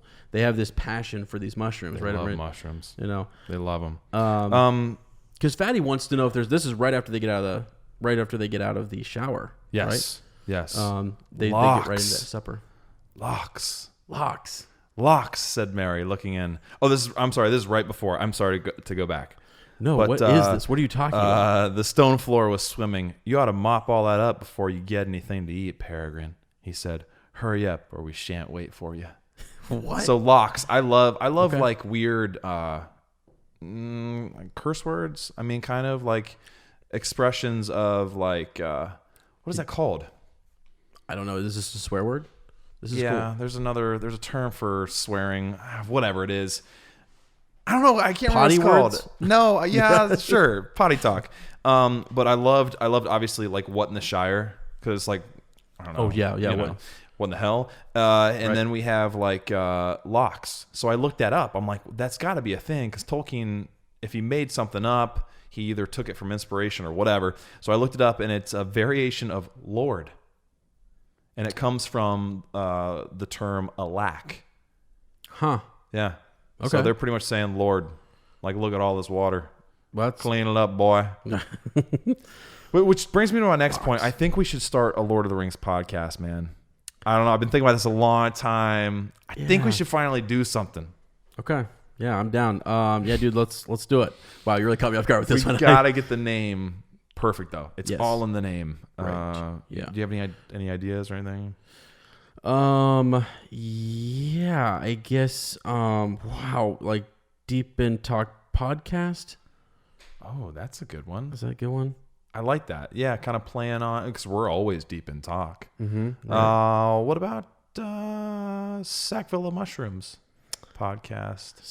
Sackville, kind of playing on the words there. Yeah. Homophony. Right. Okay. No, full of BS or SB. Whoa. No. Yeah. Okay, that sounds good. We have any other ideas? That's what we're talking about. Podcast.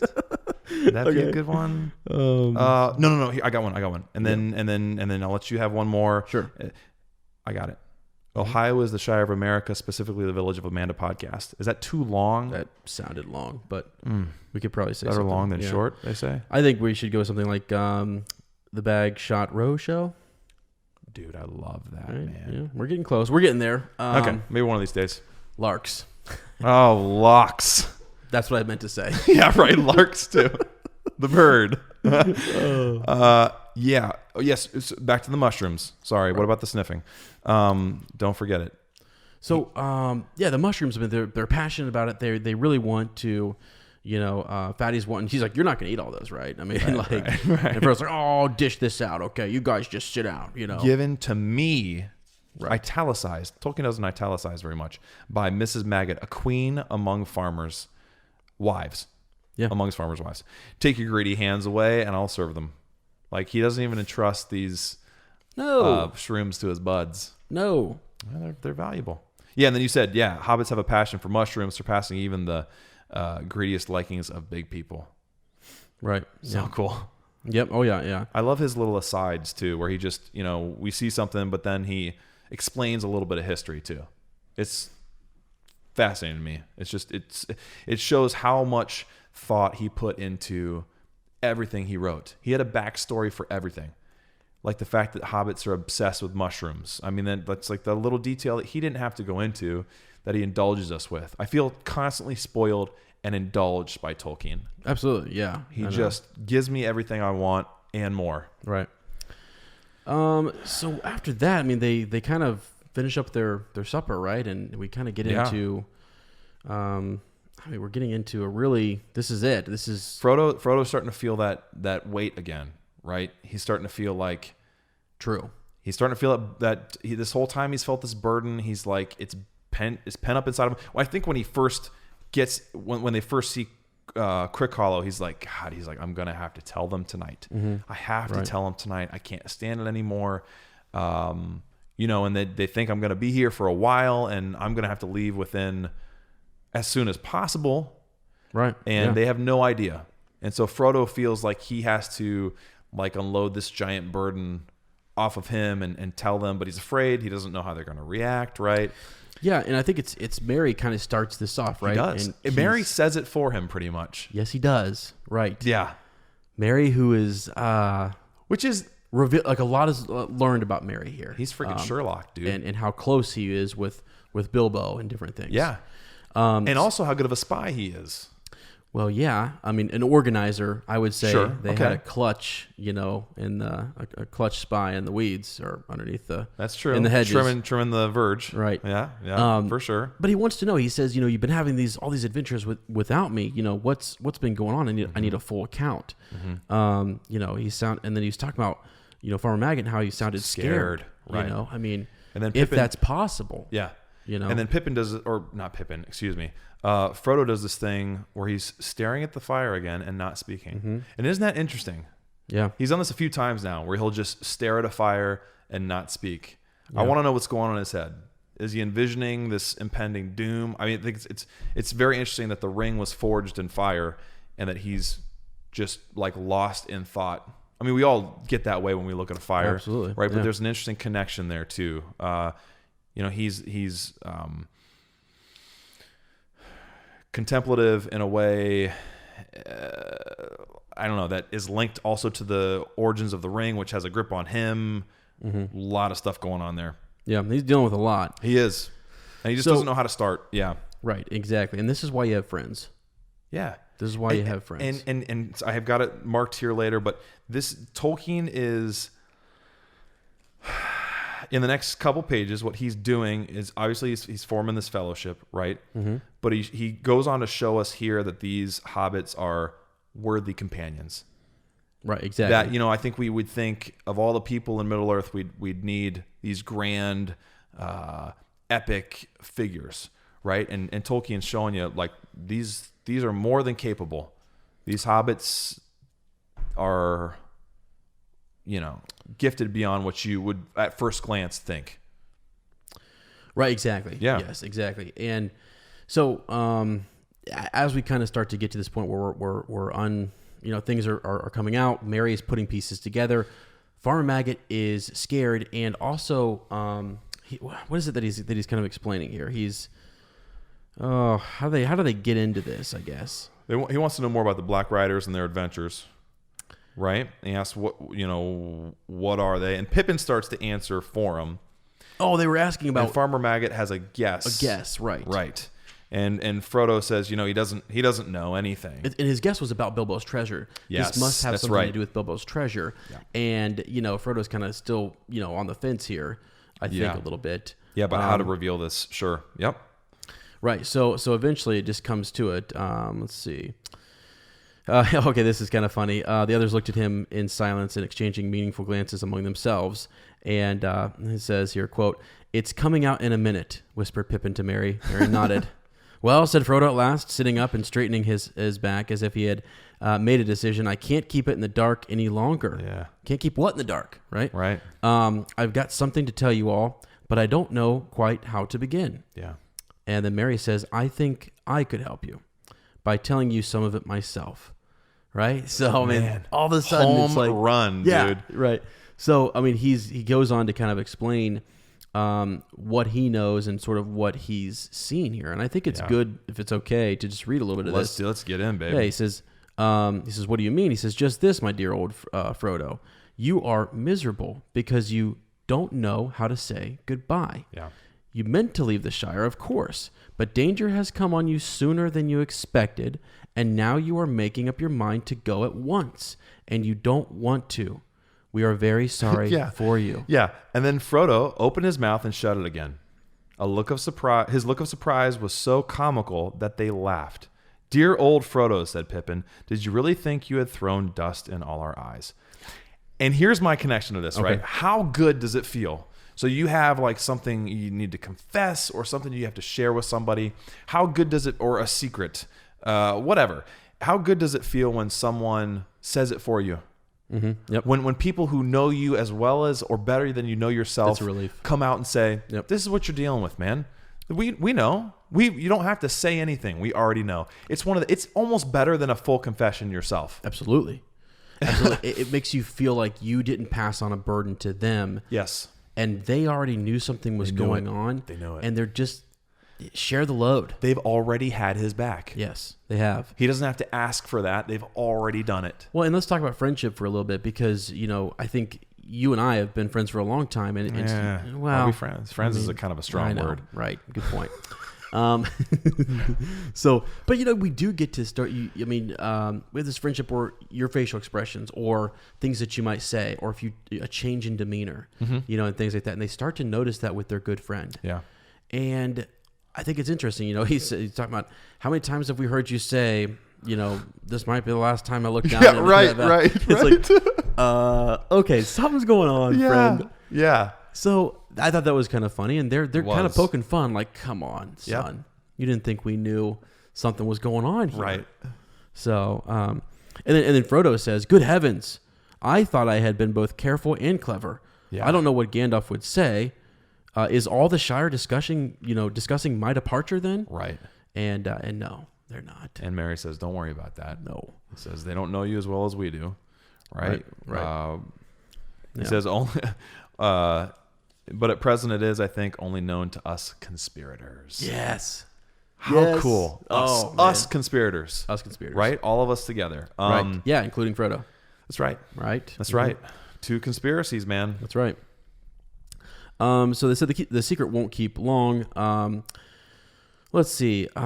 This is where Merry starts to reveal that he knew Bilbo as well. Right. And he starts to talk about a time where he was watching. I forget where he was exactly, but the Sackville, the SBs. Yep. The gosh dang SBs show up, and Bilbo. I was picturing that in my head, and I thought, oh my god, that's hilarious. He's freaking, holy cow, here they come.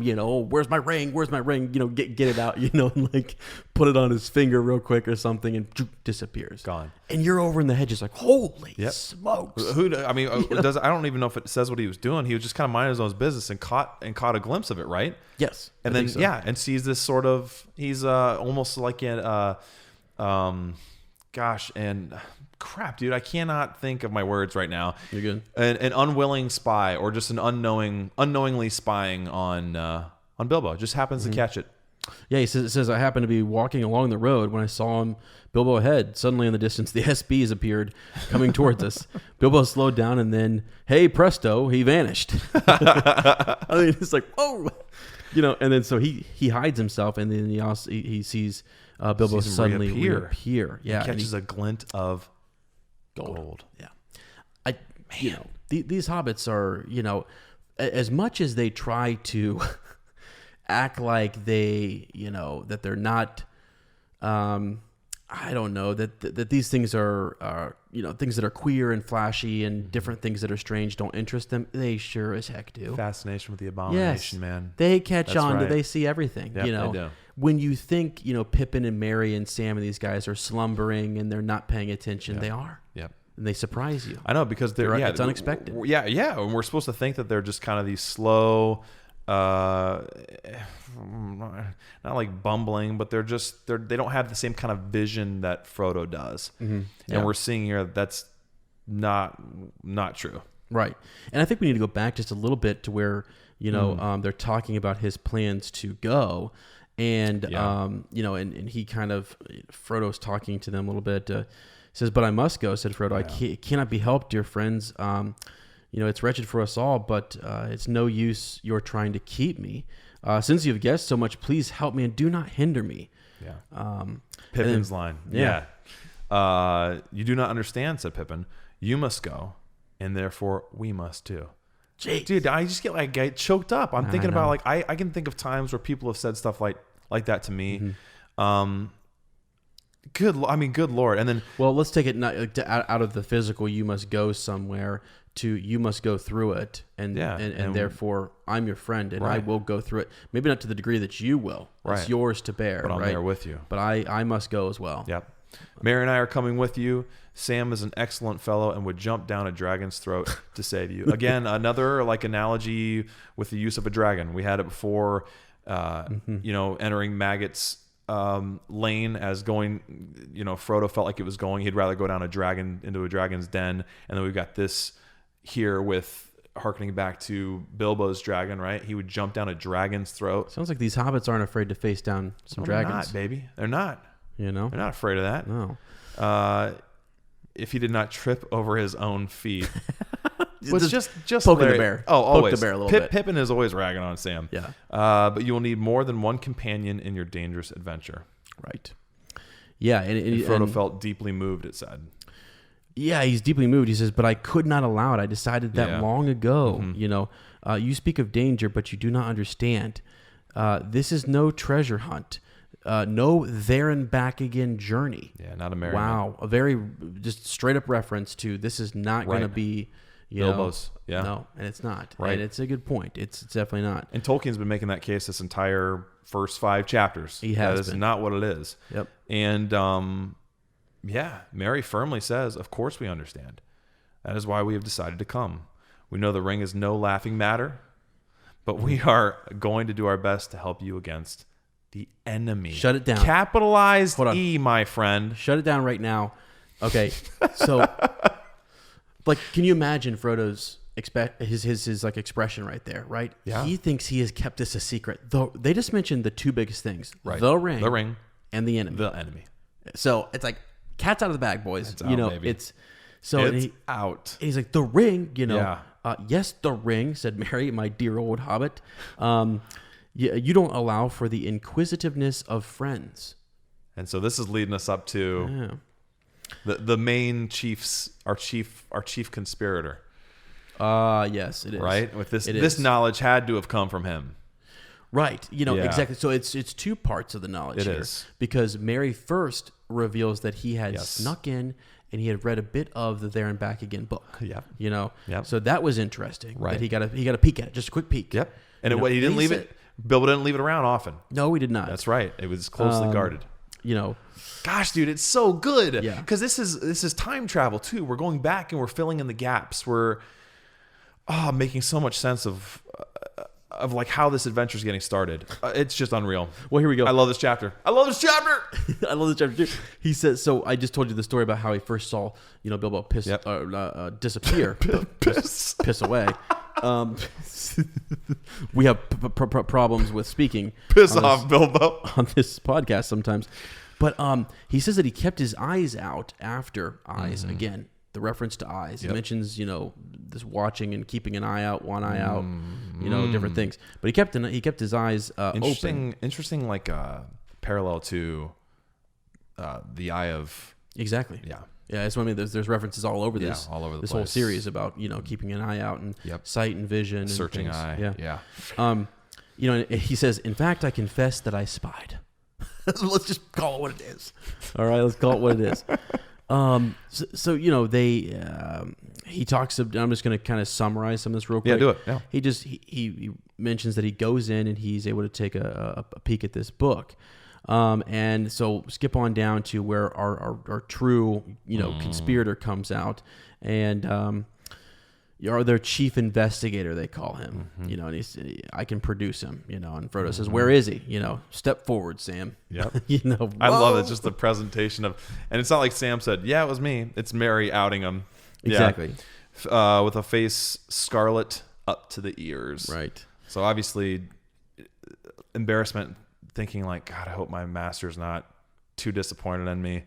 I did this for his benefit, Right.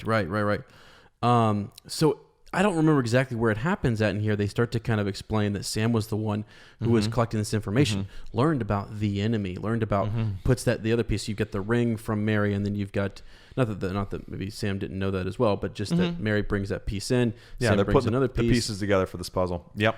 Right. Right. Exactly. And begging your pardon, sir, but I meant no wrong to you, Mr. Frodo, nor to Mr. Gandalf for that matter. He has some sense, mind you. And when you said, go alone, he said, no, take someone as you can.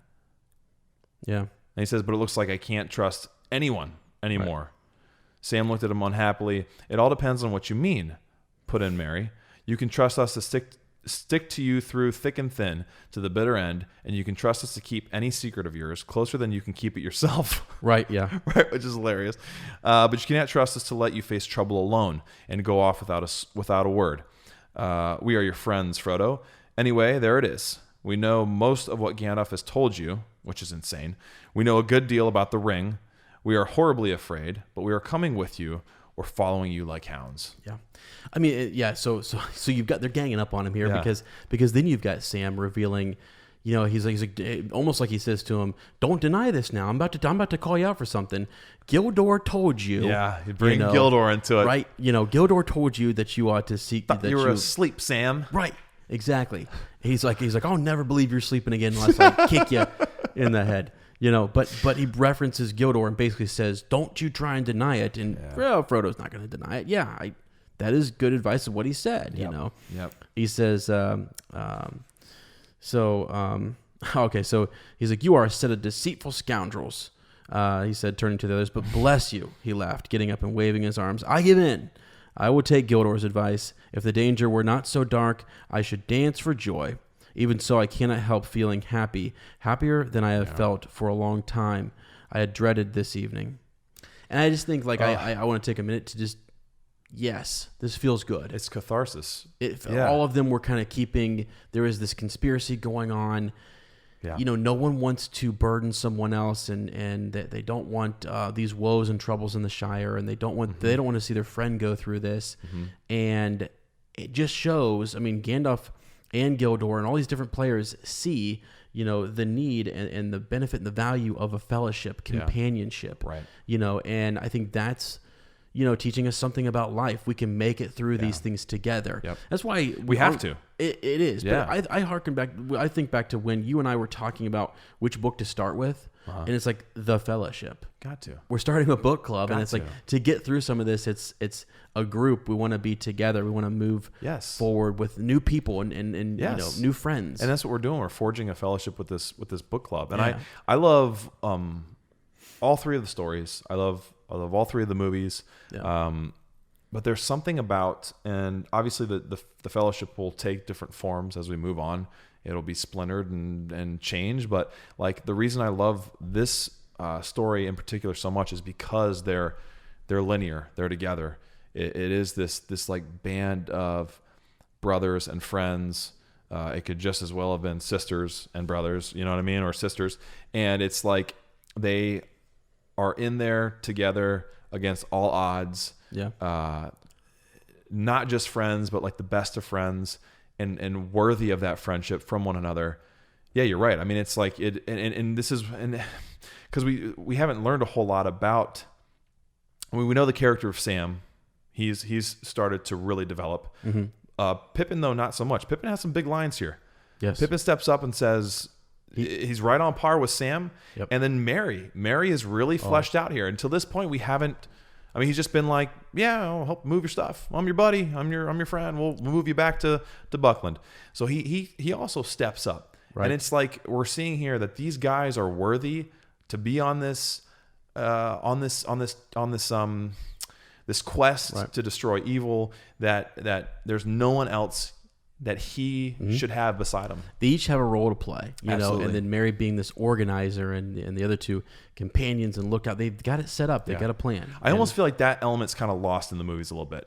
Oh, Like absolutely. I mean, obviously, Tolkien had more time and greater tool to like advance the characters and deepen them, but I mean, they don't play. They're comic relief, pretty much. They're great friends, and they have moments where this is shown, but this is deep, man. Yeah, absolutely. Committing themselves. Like, if you don't take us with you, we're following you anyway, like your dogs. Yep. So you might as well accept it. Yeah. And then just to see Frodo happy again too. Yes. I'm sorry. He just like it's it's cool to great. see him Get that moment because relieved. Right. We need, he needs these moments. You need a bath from time to time. Absolutely. And you need a chance to kind of get rejuvenated because we've got a long trek ahead of us. Yeah. You know, so. Yeah.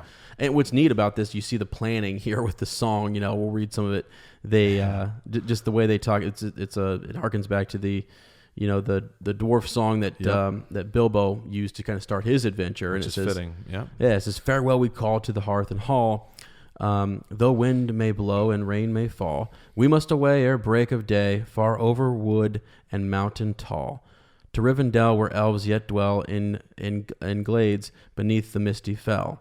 Through moor and waste we ride in haste, and whither then we cannot tell. And at the end here, we must away. We ride before the break of day. Yeah. It just takes you right back to it's a tie back into our first book and our first adventure that we went on, but it was planned. I mean, they planned this tune. They were ready to sing this new song. I know. Because they had conspired right to get to this point. And they knew he'd have no choice. They're like, oh, he's going, we're going with him. It doesn't matter what he says. Right. Yeah. Right. All right. Amazing, man. Yeah. So let's get into and Frodo kind of decides, right? He Yes. decides that they're leaving at daybreak. Yeah, exactly. So we're going Right. to kind of skim through some of the second half and get to our third part here. But he decides, they go back and forth on this. He thinks about it for a little bit. Pippin's sort of like, really? It's just a song, right. mate. It's just a song. Right. It's not literal, We're bud. not actually leaving at the break of day. But yeah, we are. Yeah. Because it's of the writers. It's just, how do we evade? And he's like, I'm not taking the road. Right. And then they start talking about, well, then the only path. Fatty starts talking about, he's like, would be into certain death. Yeah, into the forest. Yep. And that is not a good thing. And I love this. How Mary talks about the old forest. We have a private entrance. Frodo's been there. Brandy Bucks have all been there. Not a big deal. Right. Like, what are you sweating? And Fatty almost has this thing like, if you go in, you're not coming out. Like, no one has ever had any luck there. People don't go there. And they make that rebuttal like, yeah, sure, we do. It's a creepy place, right? But we've been there before. When we hadn't really mentioned, but Fatty's one of the conspirators. He is. So don't forget that. He was there at the last luncheon. That's right. And so he is definitely playing a good role here. I think sometimes we lose this, but yeah, there was a part in staying behind, and there's a good reason and good, And what do the very hobbits? brave. Yes, and what do the hobbits say? They say, "I'd much rather be going into the old forest, right, than staying back here." Than Fatty's role, because guess who's coming after us? Exactly. Right, and he's gonna dress up and pretend to be Frodo. Exactly. Right, and so even then, like, what if? I mean, he's putting himself in danger at the fact that the Black Riders might think that he is Frodo. Take him captive, torture him, right? So, yeah. I know, and they Fatty say makes a big sacrifice. They say they little thought how dangerous that part might prove. Yeah. And really, they don't know. No. I mean, and so... and neither does Fatty. So No, he just doesn't. sees comfort in staying at the Shire and Yep. and playing his role. And really, it was more: do we leave a written message? Do we not? We Right. can't Didn't afford wanna that. risk that. Yeah. You know, but if we can leave Fatty to tell Gandalf what's going on, that would really help good us. thing. And so that's a part of the plan. I mean, I don't think they. And again, I wonder. I like to pose a question, and I like to pose a question to everyone who's listening and who's a part of our book club. Do you think? If Fatty knew where this was going to go, they don't know how far it's going to go, and I wonder if he would have known that my friends have to go that far. Yeah. Would he have gone with them? Yeah. Great question. Because if they're just going to Rivendell and back, I'll see him in a little while. Right. You know. Right. But I kind of wonder, had he have known, if he had the chance, later on, skipping a little bit ahead here, Sure. at the council, what would he do? It's a great I kind of feel question. like he's that type of friend who would. He'd be the last one, maybe to buck up gotta get out of the Shire. He But could go either way, couldn't he? it could go either way. I mean, that's the thing. That's I kind of kinda want to know what people thought, Yeah. like, because I don't like. Maybe that'll be our next poll. Maybe our next poll. Sure. Yeah. Because I don't like leaving him out. He does play a role here, and he plays a dangerous does. role. And later on, we'll get to it in another chapter. It's pretty serious. It's Yeah, a it is. scary ass scene. Yeah, it you is. know. So, That's all a right. great question. What would he do? Yeah. So. Wow. But anyway, so Frodo finally says, "Excellent. We understand the plan. And we can kind of move on from there." They decide to tidy up a little bit. They've got to get some things ready. Gotta leave some of Frodo's clothes behind. Right. Just a few things they've got to pack up and be ready to go. Yep. And they're tired, and we got to get some sleep, boys. Yeah. It's time to get some sleep. That's right. They just podcasted all day. They're They exhausted. did. They did. So they actually they go to sleep, right? And this is where we get to our third. It's our third segment, which is the dream. It's 2 paragraphs. Yeah. But we felt it was important enough to spend some time on. Yeah, I mean, exactly. It appears to be a prophetic dream. We can read the whole thing. I'll read the first paragraph. You read the second. Sure. Okay, cool. When at last he had got to bed, Frodo could not sleep for some time. His legs ached. He was glad that he was riding in the morning. Eventually, he fell into a vague dream in which he seemed to be looking out of a high window over a dark sea of tangled trees. Down below, among the roots, there was the sound of creatures crawling and snuffling. He felt sure they would smell him out sooner or later. Right. Don't forget the sniffing. Don't forget that, guys. If there's one thing you've got to Never forget don't it. forget it. Then he heard a noise in the distance. At first, he thought it was a great wind coming over the leaves of the forest.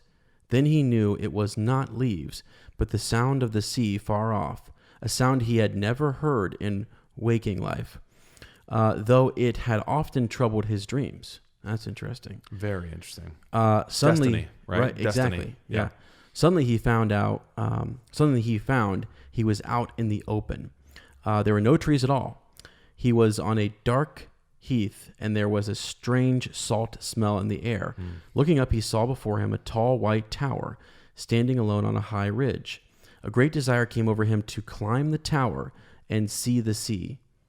He started to struggle up the ridge towards the tower, but suddenly a light came in the sky, and there was a noise of thunder. So, okay. What do you think? Dude, I don't know, because I'm thinking of this in a different way now. So I looked up what a heath is. You know what a heath is? Because I had no freaking idea. Heath is wasteland. Okay. So he's standing in wasteland, but looking up at a tall white tower. Now wait a second. He was on a dark heath, and there was a strange salt smell in the air. Now is that's separate? Is he, because it does move him away from the sea earlier? He was. Well, he just thought he had heard it, right? Okay. Sound of the sea far off, a sound that he had never heard. Suddenly he found himself out in the open. All right. Then he's on this heath. He's in wasteland in the open, but he smells the salt in the air. So he heard the sound, then he smells it, and then looking up, he sees the white tower standing alone on a high ridge. A great desire came over him to climb the tower and then see the sea. Yeah. So he doesn't ever lay eyes on it. Started to struggle up the ridge towards the tower, but suddenly a light came in the sky, and there was a noise of thunder. A lot of things going on here. We feel, right, that is prophetic. Yeah. That it has to do with his destiny. That has to do with where Frodo ultimately, it's his journey ahead, what he has to go through. Obviously, wasteland, this snuffling, the fear of being found, creatures crawling, and then being left here, and then seeing this white tower that he tries to get to, this allure to the sea, something that's haunted his dreams for a long time, his entire life. Yeah. Yeah, and I just looked up go ahead. to what a heath is, and it says an area of open, uncultivated land, especially in Britain, with there is vegetation, and it's a little more coarse grass, so there's still some green to it. There's still it's coarse though, and wasteland. There's some shrubbery and stuff, but I'm just looking at pictures of it to kind of get a better feel of where we're at. So what do you think? I mean, the first thing I said when I was reading this is he starts to struggle up the ridge towards the tower, but suddenly a light came up in the sky, and there was a noise of thunder. And literally, the first thing I thought was, it's not his time. He starts to go up to this tower, and not yet. Right. And I'm thinking to myself, and I don't know, like, will we see this again? Right. Will the time come later? And he really hasn't seen anything. He hasn't seen what he wants to see. Yeah. What he's being pulled towards, that allure to the sea. He smells it, he hears it, but he doesn't see it yet. Right. I think there's and we mentioned this before in a previous episode, the powers at work and these feelings and what that it could be an urge, these urges that he gets sometimes, that they're not always the ring. It's not always the ring that's pulling on him. There seems to be another force at work. And so if you go back and listen, I think it's a couple chapters ago, we talk about this. Yeah. And I think that's the force at play. I think that's what's causing him to have dreams. And a white tower and a light in the sky. Yeah, those don't sound dark, like dark forces. How many times was light mentioned earlier, you had said? Oh, right? yeah. It's a theme throughout this. Before, it's all this darkness and storminess, and now we have, you're right, it's a common theme. Pouring out of Brandy Hall, and even, I don't know, you can even think about when you take a bath, right? You're covered in dirt, you're darker. You take a bath, you come out lighter. It's a stripping away of dark things. Here we go. So this goes clear back to the beginning of the chapter. Yeah. When they're going down the fairy lane, and they're noticing it's straight, it's well kept. There are large whitewashed stones. Yeah, white stones. Right, and they've also got like a white, border to like the water's edge, and there's this, the lights of Brandy Hall. Right. Right. That's one of the first things they see as like a beacon. Calling them across or leading them across the river too. Yeah. I don't know. Yeah. So he's passing through this. I mean, there's obviously elements of darkness too. And he says it's a vague dream. Obviously. I mean, well, at first, let's talk about interesting. At first, he's looking out a high window over a dark sea of tangled trees. Right. Okay. What are we talking about here? I'm just asking questions. Are we talking about a forest? What type of? Where are we at? What dark sea of tangled trees are we talking about? There are roots with the sound of creatures crawling and snuffling. Yeah. He felt like they could smell him out sooner or later. Right. So is this his mind grappling with these forces that are so still like unknown to him? Well, almost this is a two part of a dream, right? This is like sort of he's sensing right now in the present or in the near, maybe something that had just happened or near future to him. Right. And because you notice there's a noise in the distance.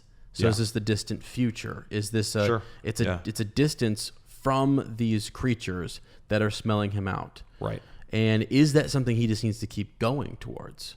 Yeah. To follow, to get out of reach of these crawling creatures. Yeah. You know what I mean? And the noise changes too. Right. Here's in the distance. Then at first he thinks it's leaves of the forest. Mm-hmm. And then it's interesting too that he knows it's the sea, but he's never been to the sea. Mm-hmm.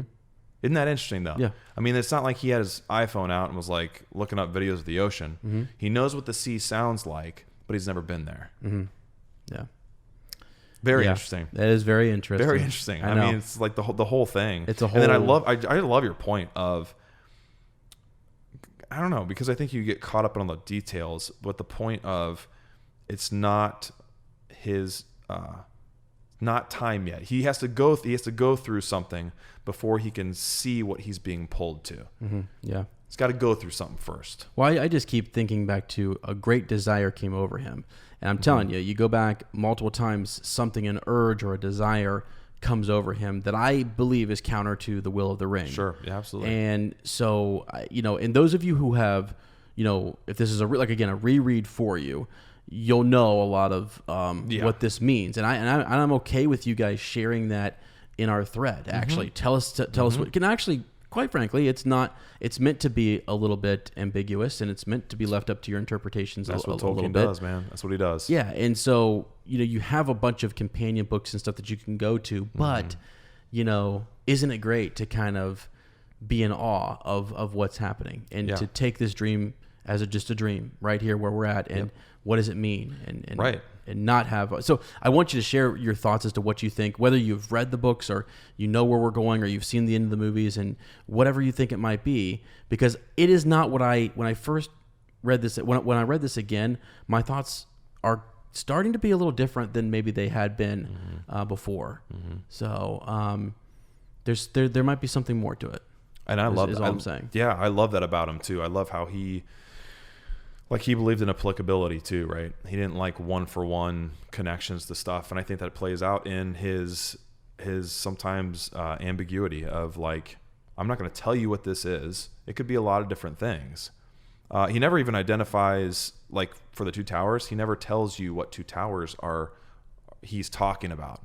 That's never identified as to what specifically. And he does that stuff on purpose because he wants you to bring to it whatever you want. To make those connections on your own and then share with each other. Like that's what great myths do. They create conversation.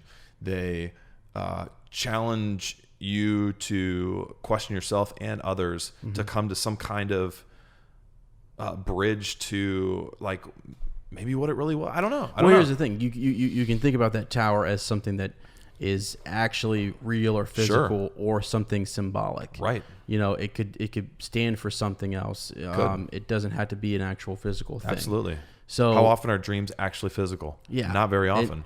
Right. Yeah. They stand for different things. There's a presence there or something. Yeah. So I don't know. I think that's sort of the way I started to kind of think about it more. So, I think that's Love fair. it, dude. Yeah. So, dang, man, it's great. So there you go, guys. That's just our reread.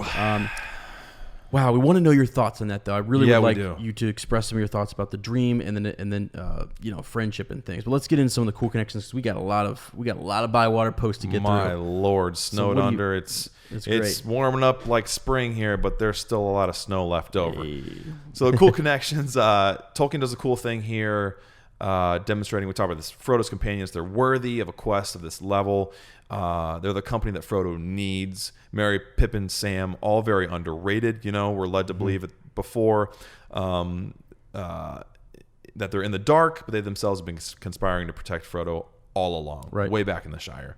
Tolkien flips the connotation of conspiracy on its head. Like normally we think of it as a very negative thing, covering up something bad. Right. Mm-hmm. But here it's the covering up of something intended to help, right, to do good. It's intention, and I meant to mention that when we were talking about that. It's all about intention. Yes. And you might think, well, they were being deceiving and they were whatever. No, it's intention, right? And it's where is your heart, right? You know what I mean? And I think we need to remember that as human beings. Sometimes is we don't always say the right things, we don't always do the right things, but where is your heart at? Yeah. And I think they knew their friend too. They knew that's the way they had to go about it.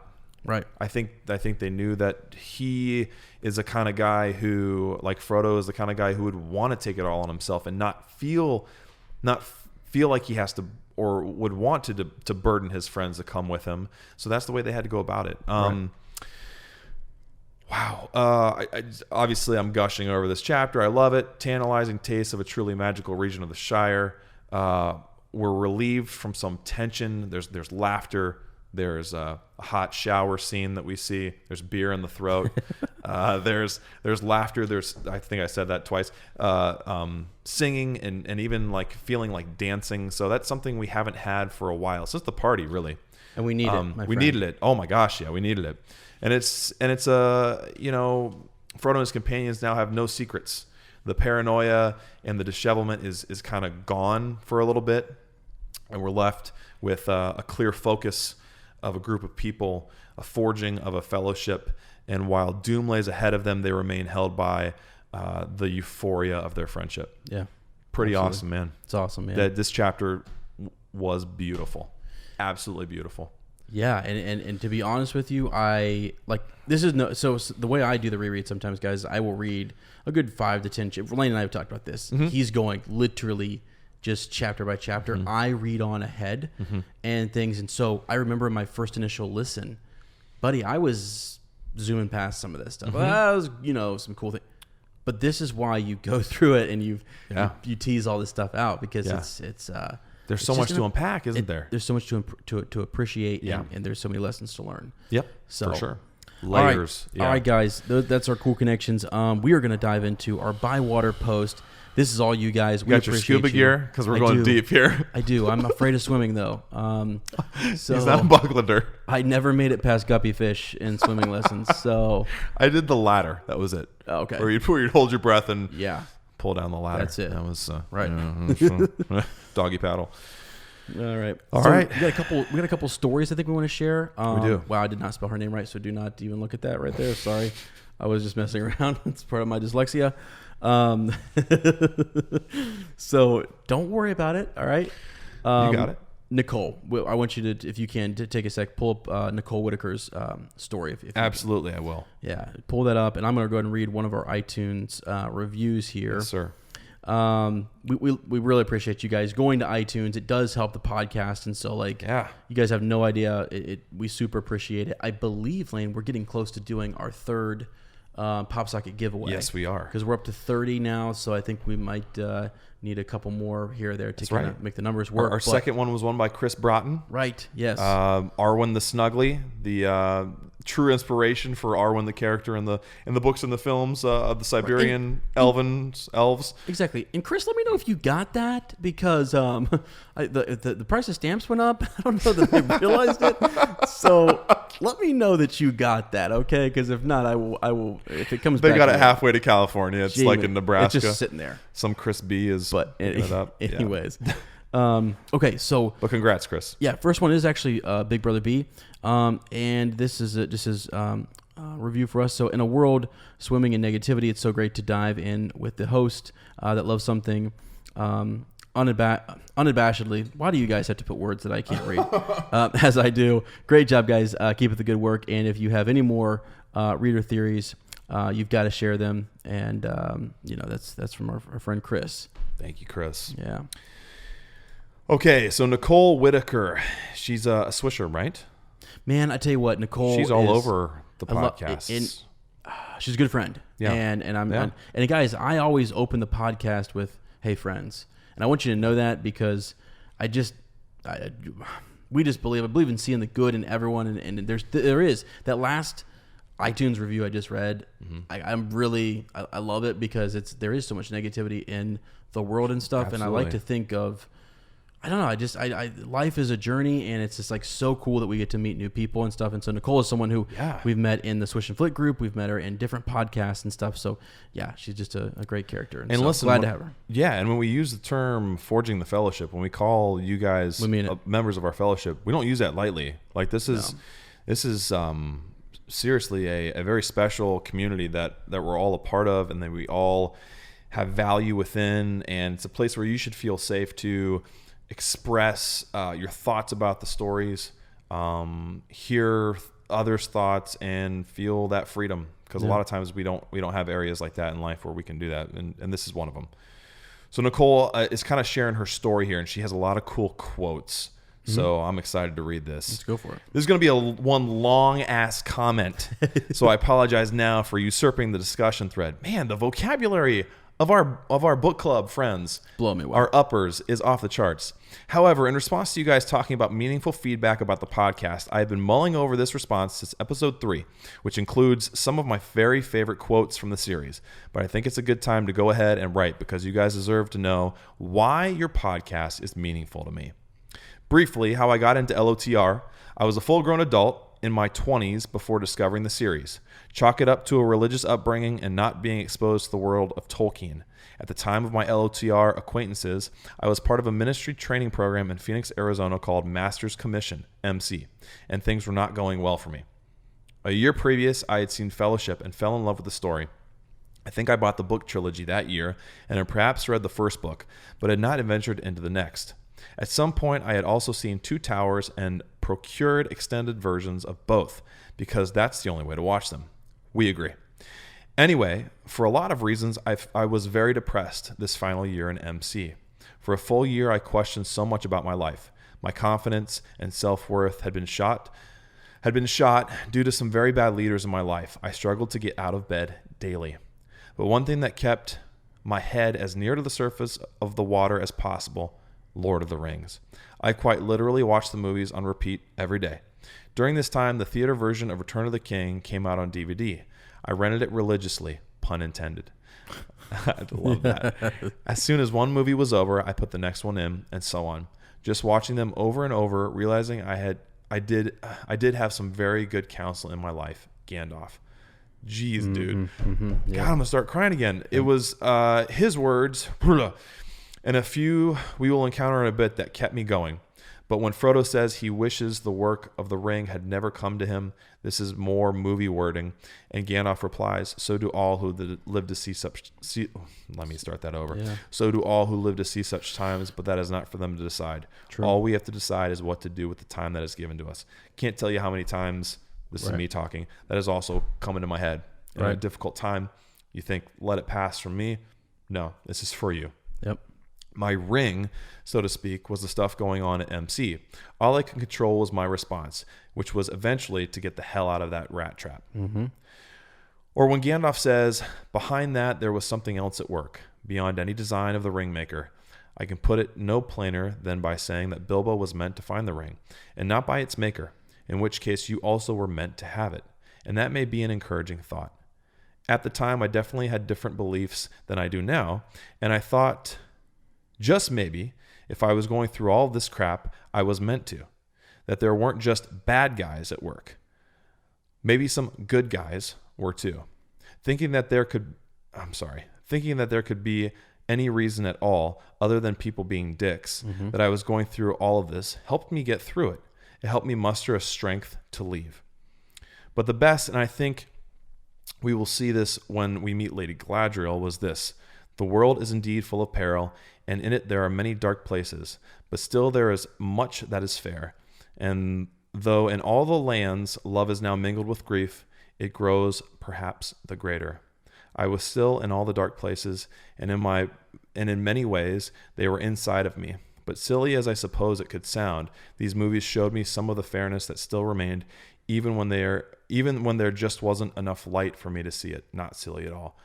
I think you could say that the movies and eventually the books, which I read this summer directly after removing myself from this toxic idiocracy, were my light of Arendil's star, a light in a dark place when all other lights had gone out. Yeah. It took 3 years to pull myself out of this depression, and it was full of a lot of ugly stuff. Black, dark isolation, hatred, fear, and hurt. But I did. And it was mostly entirely at the hands of LOTR and the music of the Dixie Chicks and She Daisy. So this is why I'm excited to read this with you guys, because I get to share something that is so meaningful to me with the people who have had their own lives changed for the better because a man named John sat down to write about the smallest person changing the course of history. So thank you again. Sorry to Thank you again. Sorry to monopolize the thread. No apology necessary. Back to the newest episode. Amazing. My friend, there's a reason we read some of these. Like the beginning of that. It's nothing to you and I. This is a story, and it's how people's words and their stories and their lives can change and impact and influence other people. And to think about one man who did sit down and write this and to communicate lessons and themes to young people and to just different people in different, walks of life that are struggling with things, it's something precious, and it is something that is, I just ironically use the word precious, but it is. It's I mean, and I'm not trying to be, funny or facetious. It is something near and dear. That's why we do this, and that's why we value something like this, and it's why it's one of the greatest pieces of literature I think that's ever been written. I mean, it's a good wholesome story, and it's something we all can rally around and to and towards. And man, that story really, it's beautiful, and it sucks, that it's a harsh reality sometimes, and something I deal with my kids at school, Lane, is talking to them about what may come in life, and it is so hard. We all were there. We all remember some of these hardships and stuff. And to see a little higher, to stand up on, somebody's shoulders to see where these things may go and where they may lead. I don't know. Look to that white tower. Yeah. Right? So and a light. Yeah. Okay. Yeah. So let me read a couple more iTunes reviews here, and then we'll get back to another story. You can go and pull up that next story. And we've got a new. Actually, we just have a Facebook review that just came up. No way. Want me to read that real quick? Yeah, go ahead. Yeah. 5-star from Kevin Henry. He says, I'm a mailman and need something to listen to during the day, and I am so glad that I found this podcast. Ez and Lane do a great job of transporting... Whoa. That was me really trying to read. It was. Lane and Ez and Lane do a great job of transporting the listener into the world of Tolkien. I had read The Hobbit in high school, and then Lord of the Rings movies came out, and I went to see them and loved every second. I then dug greedily and too deep into the books, awakening a love for the series as large as the Balrog. Wow, that is awesome. It has been a few years, probably 2011, since I've reread the books, and then I stumbled upon this podcast, and I've already dusted off my copy of The Fellowship of the Ring and am reading along, taking more time on this read through to try and analyze the text closely. I hope that you guys do this for the Silmarillion, as I, like Lane, have not ventured into these deep waters. Yeah. We're going to do that together, friend, for sure. Yeah. Keep up the great work, even though you guys don't like each other. LOL. He knows the truth. He knows. He's reading the lines. Make it seem like you get along. God, your love of Tolkien lore. Oh my God, what a facade we have going on. I know, right? It's like we're friends or something. I know. So that's from Kevin. Thank you, Kevin. Yeah. All right, awesome. Yeah, let me jump into. I'm going to read a couple here, and you get that other story pulled up. Yes. So we got J2886. I'm really excited for this because I haven't heard this series in so many years. Super excited to do a read along with you guys. We are super excited to have you. So thank you, Patrick Crossan. I think I said it right, Crossan. I've been looking for a current reread podcast of Lord of the Rings, and I finally found it. Funny, great literary analysis. It feels like a college classroom discussion with two fun profs. Wow, wish. But I'm glad that it feels like a discussion. That's what we want, and we want it to be like good sound production by two guys who clearly love these books. Real quick note on the sound production. If we ever sound a little echoey, guys, Ez is super self-conscious about this. I love Lane's house, but I'm bringing some studio phone. Okay, all right, done.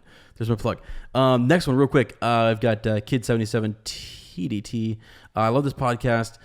It has such an authentic book club feel. Feels like you're sitting around and discussing the book with friends. Exactly what we want. So that's awesome to hear that. For us too. Yeah. And talking, like sharing that story. Jesus. I mean, that's exactly what we may as well be in Same room is what I meant to say. Yeah. So if you're looking for a thoughtful, in-depth book club and all things Middle Earth, stop here, start listening. This is great, guys. This is amazing. Great. These I don't think they understand how meaningful this is for us. Dude, it's seriously. I know. It's mind blowing.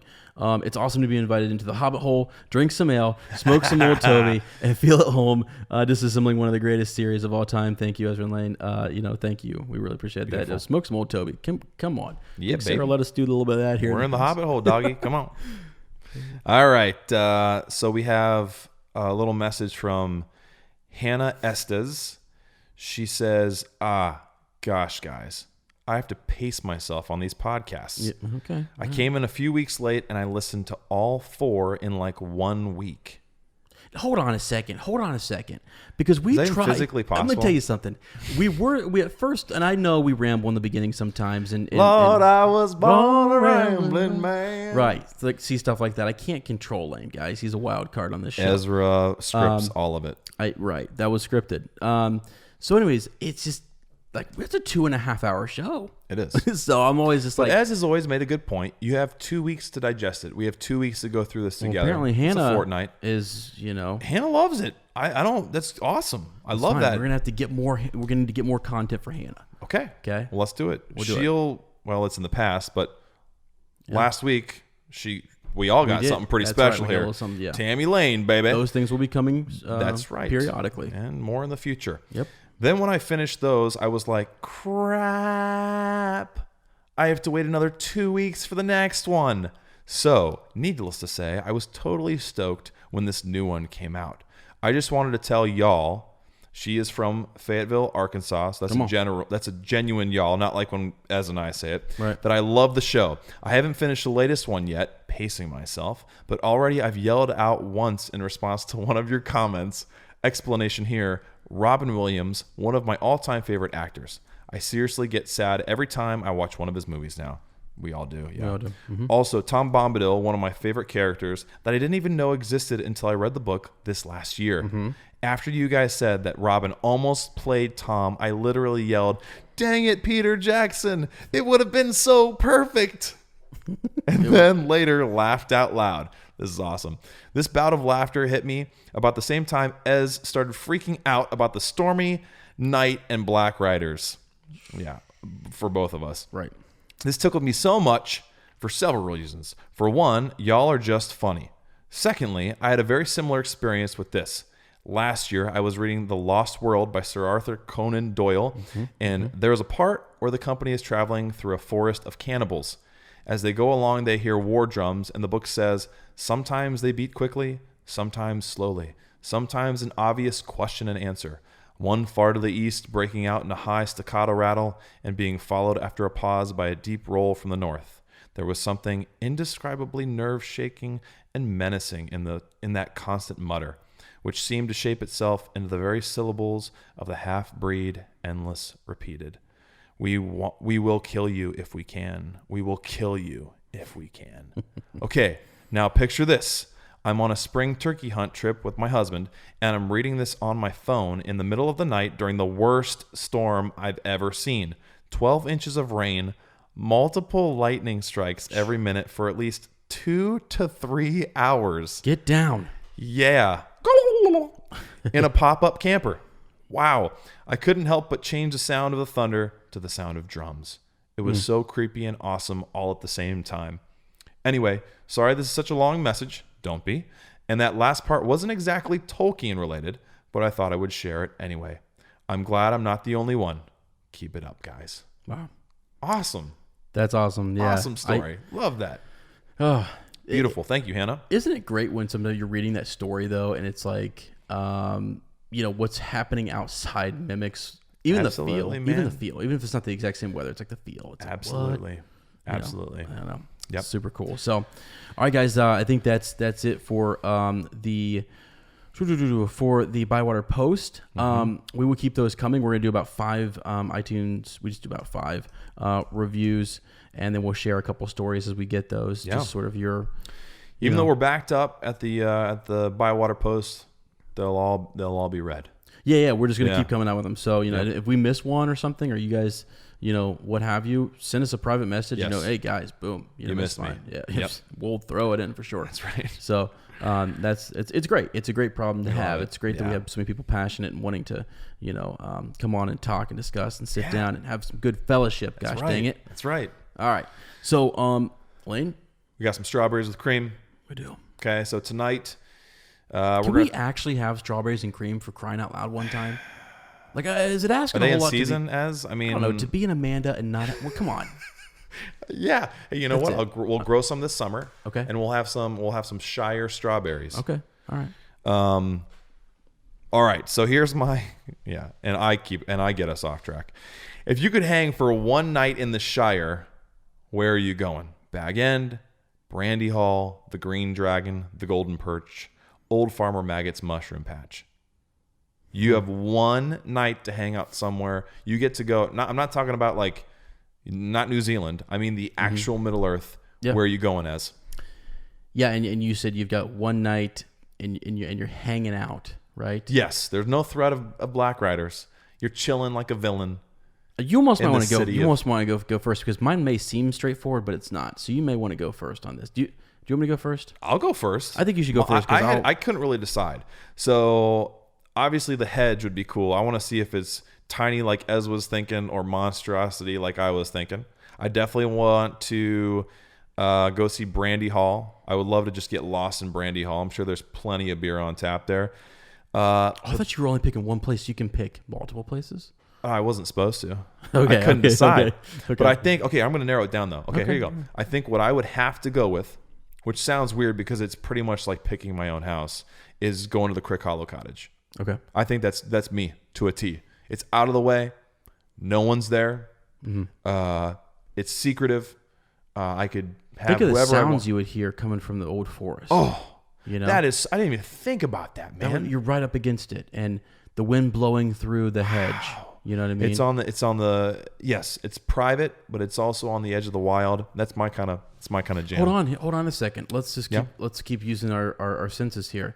So we're at. What about the sniffing? We're going out for a sniff of air, fresh air. Yeah. Right. But you know what you might catch in that sniff is something over at Brandy Hall. Some old Toby. Something maybe, right? And you might hear the sounds of the old forest mixed in with the folk over at Brandy Hall. You know? I mean, I'm sure sound would just carry out there. I think it would. Just carry. I think it would. They're having a good time. Yeah. Oh, absolutely. Bounce off the hedge, come back in. Come on. Right. Yeah. And I'd love to take a bath there. Yes. It's down those copper tubs. Are you kidding me? Good Lord. Yeah. All right, Ezzy, what do you got, man? I thought we were picking just one place, so I picked one place. Okay. All right. So I went with the Green Dragon. Oof. All right. I went with the Green Dragon because I will pick that one place because you said Green Dragon, no question. No question, because I know that if I go there, it will take me to many more places. Okay. Oh, it would take me okay. Now, in multiple forms. I know that while I'm there, I'll hear things about the happenings in Mickle Delving. I thought we were just picking one area. Hey, I'm in that area. I'm sitting in the Green Dragon. I'm hearing things that are happening. I'm hearing about your, butt going over to Crick Hollow and being scared out of your mind. Okay, he's a little hermit and we're out there. laughing at you at the Green Dragon. Okay, I'm going to break the rule here, and you never know where you might go after the Green Dragon. It closes up at 2 p.m. or 2 a.m. Hopefully not 2 p.m. I don't know if they do a.m. and p.m. But, breakfast beers only. Jesus. Could you imagine? Yeah. But no, then you roll out with Sam. Where are you going? Yeah. You know what I mean? Yeah. So Let's go catch a sniff of air. I think if you could only hit, that's the place you go. That's a good choice. But let us know. I would like to hear what other people's thoughts are. Absolutely. Where are you going? Where are you hanging out? So, all right, guys. Wow. Time to share the load, bud. Time to share the load. Let's do it. So just a little quick plug here. We have our Patreon series. We'll make it quick. We don't want to burden you with it, and we always do it at the end, so you guys don't think we're just throwing this at you. But if you're like Hannah, and you want some more to listen to, we do it there. Yeah, we do a travel pod there and back again. Chapter 1 is up. Chapter 2 we are recording right after this. Right after this, babe. Which will be great. So we'll have a good time. We're gonna crack open a brew and get after it. Just go down memory lane. Know, that memory lane. Why don't we call it that? I don't know. But just so you guys know, the Patreon podcast is a little bit more PG-13 to R-rated. Not R-rated, but we have a drink or so. Just so you know. We relax a little more. We relax right? a It's little pub bit. talk sometimes. Exactly. Casual. Yeah. We have a real good series going there, The Appendices. I think it's funny. I can't help but listen to it. If you wanted some behind the scenes of the Tammy Lane interview, yes, I sometimes would clip and cut. Are there two parts to that, or is there just one? There's 3. There's 3 parts of extras for Tammy Lane? Yeah, I did. Holy cow! Yeah, I did the part where we were. Tammy. Was it something I said, Tammy? Tammy, are you there? Tammy. Oh my! You're taking me right back. Yeah. Tammy. Anyways, to make it short, we said we would. Sorry. if you want to check that out, guys, it's funny, and we're hoping that we'll have more of those as we do interviews in the future. Yes. We honestly come over, and guys, I've got SD cards out the wazoo, and I just literally hit record. The appendices is just all the behind the scenes happenings and stuff, and I clip it up to make it kind of funny. So if you enjoy that, go check it out.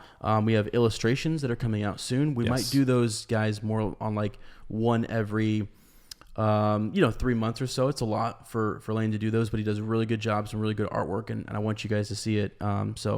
And eventually we're gonna have like a companion. It's a long term goal, but man, to have like an illustration from each chapter would be pretty sick. cool. So, That's the goal. That's the what goal we're working towards.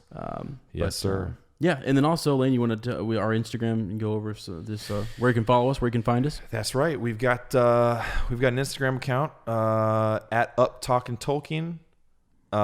We try to post pictures there, teasers, stuff that we're doing, silly videos, all that kind of stuff, and also screenshots that link you back to what's going on the Facebook page as well. Our Facebook page is An Unexpected Podcast, and we've got polls up there. Oh, speaking of which, we got to pull that up. Yeah, go for it. Yeah, we've got polls that go on. We share pictures. Ez does live videos in my house without me knowing about it. Sorry about that. Just kidding. There's a visual. So I'm going to start actually, and I have done this already, but we'll continue to do this, posting visual companions for that travel podcast that's on Patreon. So the journey through Middle Earth, there and back again, the New Zealand travel podcast, there'll be photo albums that you can all enjoy and check out pictures from New Zealand. Cool. And sometimes it's Middle Earth related, sometimes it's just the beautiful country that it is. But we have all kinds of stuff on Facebook, and then we actually now have a Twitter account. Yeah, thank you to was it Chris? Chris. Yeah. Chris was Broughton? Yeah, Chris was saying, "Hey, I want to promote you guys or share retweet one of our episodes." Yeah. That's it. And we were like, "Oh man, we don't really do Twitter." I'm not good at it, so we live on Facebook and Instagram, but we made one. Yeah, and we are now. I think we're pushing everything to the Twitter. So if you want to follow us on Twitter, absolutely go for it. So it's up there at Up Talking Tolkien. And we also our poll results. I forgot about this. So for last chapter, we had a poll on a shortcut to mushrooms. We weren't really sure who Frodo feared more. Was it the Black Riders or was it Farmer Maggot? We had guys on these polls. I'm really impressed. We've been having like an average of 30 to 40 votes on each one. So we're getting pretty good percentages. Yeah. And so let's keep that up. I'll try to keep them interesting. We'll work to make them good polls for you to choose. Yeah. So the Black Riders won out. 56% said it was more afraid of Black Riders, but a close 44% said he probably feared Farmer Maggot more. We had some hilarious comments though. Christopher Michael. I was just about to mention him. Christopher Michael. Dude, I cannot stop laughing when he's so funny and like intelligent. So he says, just going to put this out there. He didn't know anything about the riders. They scared him, but it was an unknown fear, and those are generally difficult to quantify. Very true. Okay. But Maggot, the stories he was raised on. Stories about thieving children going missing in the crops, especially the mushrooms doing surprisingly well. Stories about scythes and axes and mysterious late-night movement on the farm. He was afraid of the riders. He was terrified for his life of Farmer Maggot. Wow. I know, right? I mean, wow, dude. That's convincing argument. I mean, I changed my vote after that, I got to say. Yeah, exactly. Changed my vote after I read that. Yeah, I'm glad he put it down. Another thing, we've been posting. We posted all those clues leading up to our last episode. Yeah, always some funny ones. Everyone's comments on those are hilarious. Which now, of course, is Tammy Lane. Yeah. So, all right, awesome. So that's basically just our Facebook, Twitter. It's time to say our fortnight farewell, my friend. Sad time every time. We want to thank you for stepping off the road with us. Our next episode, we'll be digging deep into Chapter 6. Finally getting there, guys. The Old Forest. Absolutely. If you like our podcast, don't forget to subscribe, like us, write a review, leave a comment, or send us a Shadowfax. We'll see you in a fortnight, and remember, Frodo lives. Dun dun dun dun dun dun dun dun.